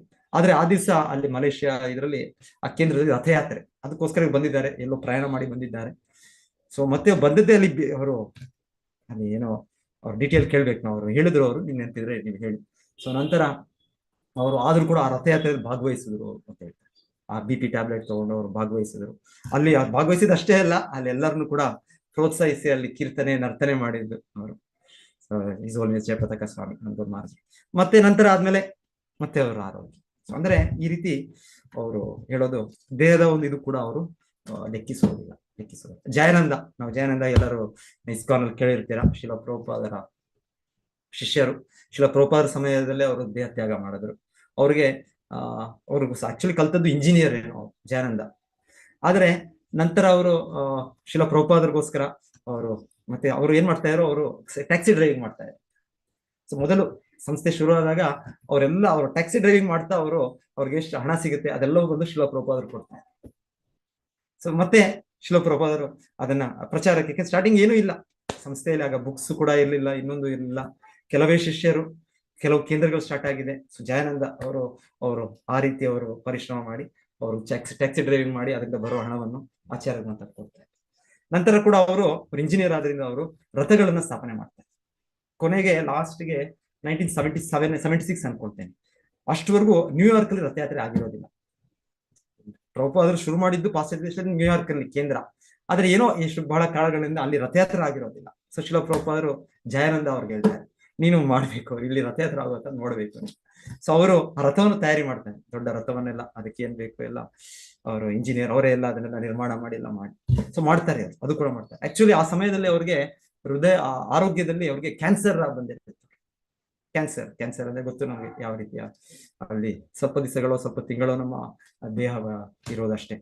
ಸೊ ಇದ್ರಲ್ಲೂ ಕೂಡ ಅವ್ರ ರಥವನ್ನ ಕಟ್ಟಿ, ಮತ್ತೆ ನ್ಯೂಯಾರ್ಕ್ ನಲ್ಲಿ ಅದು ಈ ವಿಶ್ವದಲ್ಲೇ ಮುಖ್ಯ ನಗರ ಅದು ನ್ಯೂಯಾರ್ಕ್. ಸೊ ಅಲ್ಲಿ ನಮ್ಮ ರಥಯಾತ್ರೆ ಆರಂಭ ಆಗುತ್ತೆ 1976. ಎನಿವೆ, ಶ್ರೀಲ ಪ್ರಭುಪಾದರು ಅದಾದ್ಮೇಲೆ ಅವ್ರಿಗೆ ಆಶೀರ್ವದಿಸ್ತಾರೆ ಅವ್ರಿಗೆಲ್ಲ. ಸೊ ಈ ರೀತಿ ನಾವು ನೋಡೋದು, ಉನ್ನತ ವ್ಯಕ್ತಿಗಳು ತಮ್ಮ ದೇಹವನ್ನು ಲೆಕ್ಕಿಸೋದಿಲ್ಲ, ಎಲ್ಲದಕ್ಕೂ ಅವರು ರೆಡಿ, ಎಲ್ಲವನ್ನು ತ್ಯಜಿಸ್ಲಿಕ್ಕೆ, ಅದರ ಒಂದು ಕಂಫರ್ಟ್ ಅದನ್ನು ತ್ಯಜಿಸಿ ಭಗವಂತನನ್ನು ತೃಪ್ತಿ ಮಾಡಕ್ಕೆ ರೆಡಿ. ಸೊ ಈಗ ಇವರು ಯಾರು, ಧ್ರುವ ಮಹಾರಾಜರು ಅದೇ ರೀತಿಯಲ್ಲಿ, ನಾನು ರಾಜನಾಗಿದ್ದೆ, ನಾನು ರಾಜಕುಮಾರನಾಗಿದ್ದೆ, ನಾನೇ ಯಾಕೆ ಕಾಡಿಗೆ ಹೋಗ್ಬೇಕು, ನಾನು ಯಾಕೆ ಬದ್ರಿಕಾಶ್ರಮ ಹಿಮಾಲಯಕ್ಕೆ ಹೋಗ್ಬೇಕು, ನನಗೆ ಎಷ್ಟೋ ಸೇವಕರಿದ್ದಾರೆ, ಎಷ್ಟೋ ಸರ್ವೆಂಟ್ಸ್ ಇದ್ದಾರೆ, ಎಷ್ಟೋ ಹೆಂಡತಿಯರಿದ್ದಾರೆ, ಎಲ್ಲ ರೆಡಿ ಇದ್ದಾರೆ, ಸೇವೆಗೋಸ್ಕರ ಕಾಯ್ತಾ ಇದ್ದಾರೆ. ನಾನು ಮಾತಾಡೋದು ಬೇಡ, ಒಂದು ಸೂಚನೆ ಕೊಟ್ಟರೆ ಸಾಕು, ಧ್ರುವ ಮಹಾರಾಜರು ಅವರು ಫಾಲೋ ಮಾಡಕ್ಕೆ ರೆಡಿ ಇದ್ದಾರೆ. ಆದರೆ ಇಲ್ಲ, ಅವರು ಎಲ್ಲವನ್ನು ತ್ಯಜಿಸಿ, ಇದೆಲ್ಲವೂ ಕೂಡ ಎಷ್ಟೇ ಇದ್ರು ಬಹಿರಂಗ ಶಕ್ತಿಯ ಒಂದು ಪ್ರದರ್ಶನ, ನಾನು ಭಗವಂತನನ್ನು ಸಂಪೂರ್ಣವಾಗಿ ಆಶ್ರಯಿಸ್ಬೇಕು ಅಂತ ಅವರು ತ್ಯಜಿಸಿ. ಸೊ ಶ್ರೀಲ ಪ್ರಭುಪಾದರನ್ನು ಇದನ್ನು ಮುಂದುವರಿಸ್ತಾ ಕೊನೆಗೆ ಹೇಳ್ತಾರೆ, ಇದು ಭಕ್ತಿಯ ಒಂದು ಸ್ಥಿತಿ. ಭಕ್ತರು ಯಾವ ಹಿನ್ನೆಲೆಯಿಂದ ಶುರು ಮಾಡಿದ್ರು, ಅವರು ಪರಿಪೂರ್ಣತೆ ಸಾಧಿಸ್ಲಿಲ್ಲ ಅಂದ್ರು, ಪ್ರಭುಪಾದ ನೆಕ್ಸ್ಟ್ ಮುಂದುವರಿಸುತ್ತೆ ಕೊನೆಯಲ್ಲಿ ಭಾವಾರ್ಥದಲ್ಲಿ ಹೇಳ್ತಾ ಇರೋದು, ನಾವು ಕಂಪ್ಲೀಟ್ ಮಾಡಲಿಲ್ಲ ಅಂದ್ರೂ ತೊಂದರೆ ಇಲ್ಲ, ನಮಗೆ ಸಿಕ್ಕಿದ್ದು ಅದು ಶಾಶ್ವತವಾದ ಲಾಭ.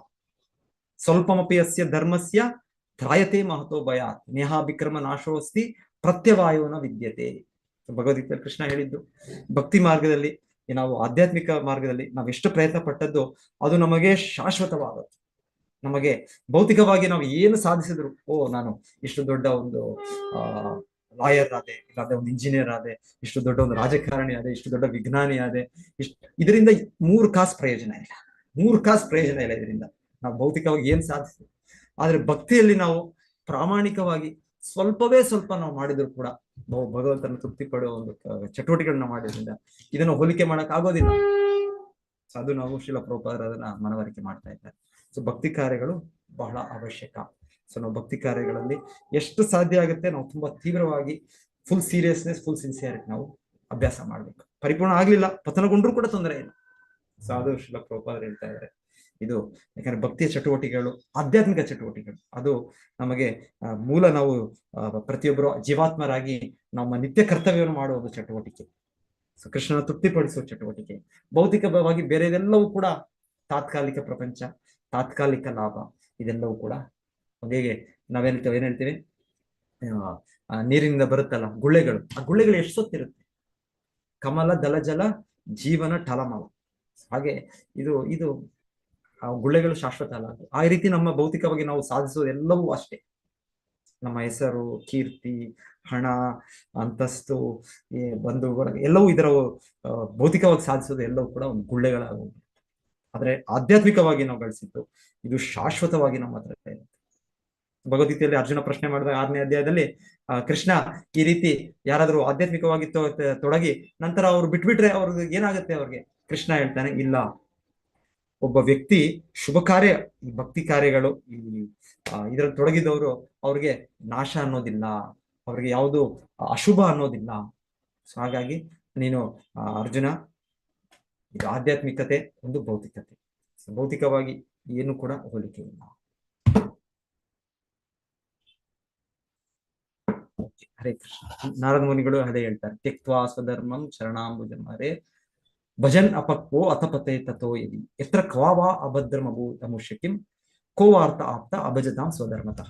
ಇದು ಭಾಗವತ ನಾವು 3ನೇ ಅಧ್ಯಾಯ, 4ನೇ ಅಧ್ಯಾಯದಲ್ಲಿ 4ನೇ ಅಧ್ಯಾಯದಲ್ಲಿ. ಓಕೆ, ನಾರದ ಮುನಿಗಳು ಹೇಳೋದು, ಒಬ್ಬ ವ್ಯಕ್ತಿ ತನ್ನ ಇದನ್ನು ನಿರ್ದಿಷ್ಟ ಭೌತಿಕ ಕರ್ತವ್ಯಗಳು ಬಿಟ್ಟರೂ ಕೂಡ ಆಧ್ಯಾತ್ಮಿಕ ತಗೊಂಡು ಕೃಷ್ಣ ಆಶ್ರಯ ಪಡೆಯಕ್ಕೆ ಪ್ರಯತ್ನ ಪಟ್ರೆ ಆ ವ್ಯಕ್ತಿ ಗಳಿಸಿದ್ದು ಅದನ್ನ ಮತ್ತೆ ಅವನು ಪತನಗೊಂಡ್ರು ಕೂಡ, ಆದ್ರೂ ಕೂಡ ಅವನಿಗೇನು ನಾಶ ಇಲ್ಲ, ಅವನಿಗೇನು ಕೂಡ ಲಾಸ್ ಇಲ್ಲ, ನಷ್ಟ ಇಲ್ಲ ಅವನಿಗೆ. ಆದ್ರೆ ಇನ್ನೊಬ್ಬ ವ್ಯಕ್ತಿ ಭೌತಿಕವಾಗಿ ಎಲ್ಲ ಸಕ್ಸಸ್ಫುಲ್ ಎಲ್ಲರೂ ಚಪ್ಪಾಳಿ ತಟ್ಟಿದ್ರು ಕೂಡ ಅವನು ಭಕ್ತಿ ಮಾಡ್ಲಿಲ್ಲ ಅಂದ್ರೆ, ಕೃಷ್ಣನಿಗೆ ಆಶ್ರಯಿಸುವ ಒಂದು ವಿಧಾನ ಸ್ವೀಕರಿಸಿದ ಅಂದ್ರೆ ಅವನದೆಲ್ಲವೂ ಕೂಡ ನಷ್ಟವೇ. ಈ ದೇಹ ಮುಗಿದ ತಕ್ಷಣವೇ ಫಿನಿಶ್. ಇಂಥ ದೊಡ್ಡ ದೊಡ್ಡ ರಾಜಕಾರಣಿ, ಇಂಥ ದೊಡ್ಡ ದೊಡ್ಡ ವ್ಯಾಪಾರಿಗಳು, ಕರ್ಮ ಮುಗಿದ ತಕ್ಷಣವೇ ಆಯ್ತು. ಫಿನಿಶ್. ಆದ್ರೆ ಭಕ್ತರಿಗೆ ಭಗವಂತನು ಮತ್ತೆ ಮತ್ತೆ ಅವಕಾಶ ಕೊಡ್ತಾನೆ. ಗೀತೆಯಲ್ಲಿ ಕೃಷ್ಣ ಹೇಳೋದು, ನಾನು ಅವರಿಗೆ ಮುಂದೆ ಒಳ್ಳೆ ಜನ್ಮ ಕೊಡ್ತೇನೆ, ಅದ್ರ ಮುಂಚೆ ಅವರಿಗೆ ಅವರ ಇಂದ್ರಿಯ ಸುಖವನ್ನು ಅನುಭವಿಸುವ ಇಚ್ಛೆಗಳಿದ್ರೆ ಅದನ್ನು ಪೂರೈಕೆ ಮಾಡೋ ಇದು ಕೂಡ ನಾನು ಕೊಡ್ತೇನೆ ಅವ್ರಿಗೆ. ಅದನ್ನ ಅವ್ರ ಉನ್ನತ ಲೋಕಗಳಲ್ಲಿ, ಸ್ವರ್ಗಲೋಕದಲ್ಲಿ ಅವ್ರು ಅನುಭವಿಸಿ ಮತ್ತೆ ಭೂಲೋಕಕ್ಕೆ ಬಂದಾಗ ಅವರು ಶುಚಿನಾಂ ಶ್ರೀಮತಾಂಗೆ ಯೋಗ ಭ್ರಷ್ಟ ಸಂಜಾಯತೆ, ಒಂದು ಒಳ್ಳೆ ಸುಸಂಸ್ಕೃತ ಕುಟುಂಬ ಎಲ್ಲಿ ಭಕ್ತಿ ಆಗಲೇ ಇದೆ ಅಲ್ಲಿ ಮೊದಲಿಂದಲೇ ಅವ್ರಿಗೆ ಅಭ್ಯಾಸ ಮಾಡುವ ಒಂದು ಅವಕಾಶ ಕಲ್ಪನೆ ಆಗುತ್ತೆ. ಇಲ್ಲಾಂದ್ರೆ ತುಂಬಾ ಶ್ರೀಮಂತ ಕುಟುಂಬ, ಆಗ ಅವ್ರಿಗೆ ಆರ್ಥಿಕವಾಗಿ ಯೋಚನೆ ಮಾಡೋ ಇದೇ ಇಲ್ಲ ಅವ್ರಿಗೆ. ಸೊ ಆ ರೀತಿ ಅವ್ರಿಗೆ ನನ್ನ ಭಕ್ತರು ಯಾರು ಪತನಗೊಂಡಿದ್ದಾರೆ ಅವರಿಗೆ ಕೊಡೋದು. ಸೊ ಭಗವಂತನು ಆತರ ಪತನರಾದ ಭಕ್ತರಿಗೆ ಕೊಟ್ಟಾಗ ಇನ್ನ ಭಕ್ತಿಯಲ್ಲಿ ಮುಂದುವರೆದ್ರೆ ನಮಗೆ ಸಿಗೋದೇನು? ಸೊ ಹೀಗೆ ಭಕ್ತಿ ಶ್ರೇಷ್ಠವಾದದ್ದು, ಶ್ರೇಷ್ಠ ಮಾರ್ಗ. ಸೊ ಇದನ್ನು ನಾವು ತುಂಬಾ ತೀವ್ರವಾಗಿ ನಾವು ಸ್ವೀಕರಿಸ್ತೇವೆ. ಶ್ರೀಲ ಪ್ರಭುಪಾದರು ಇದನ್ನು ನಮಗೆ ಮನವರಿಕೆ ಮಾಡ್ತಾರೆ.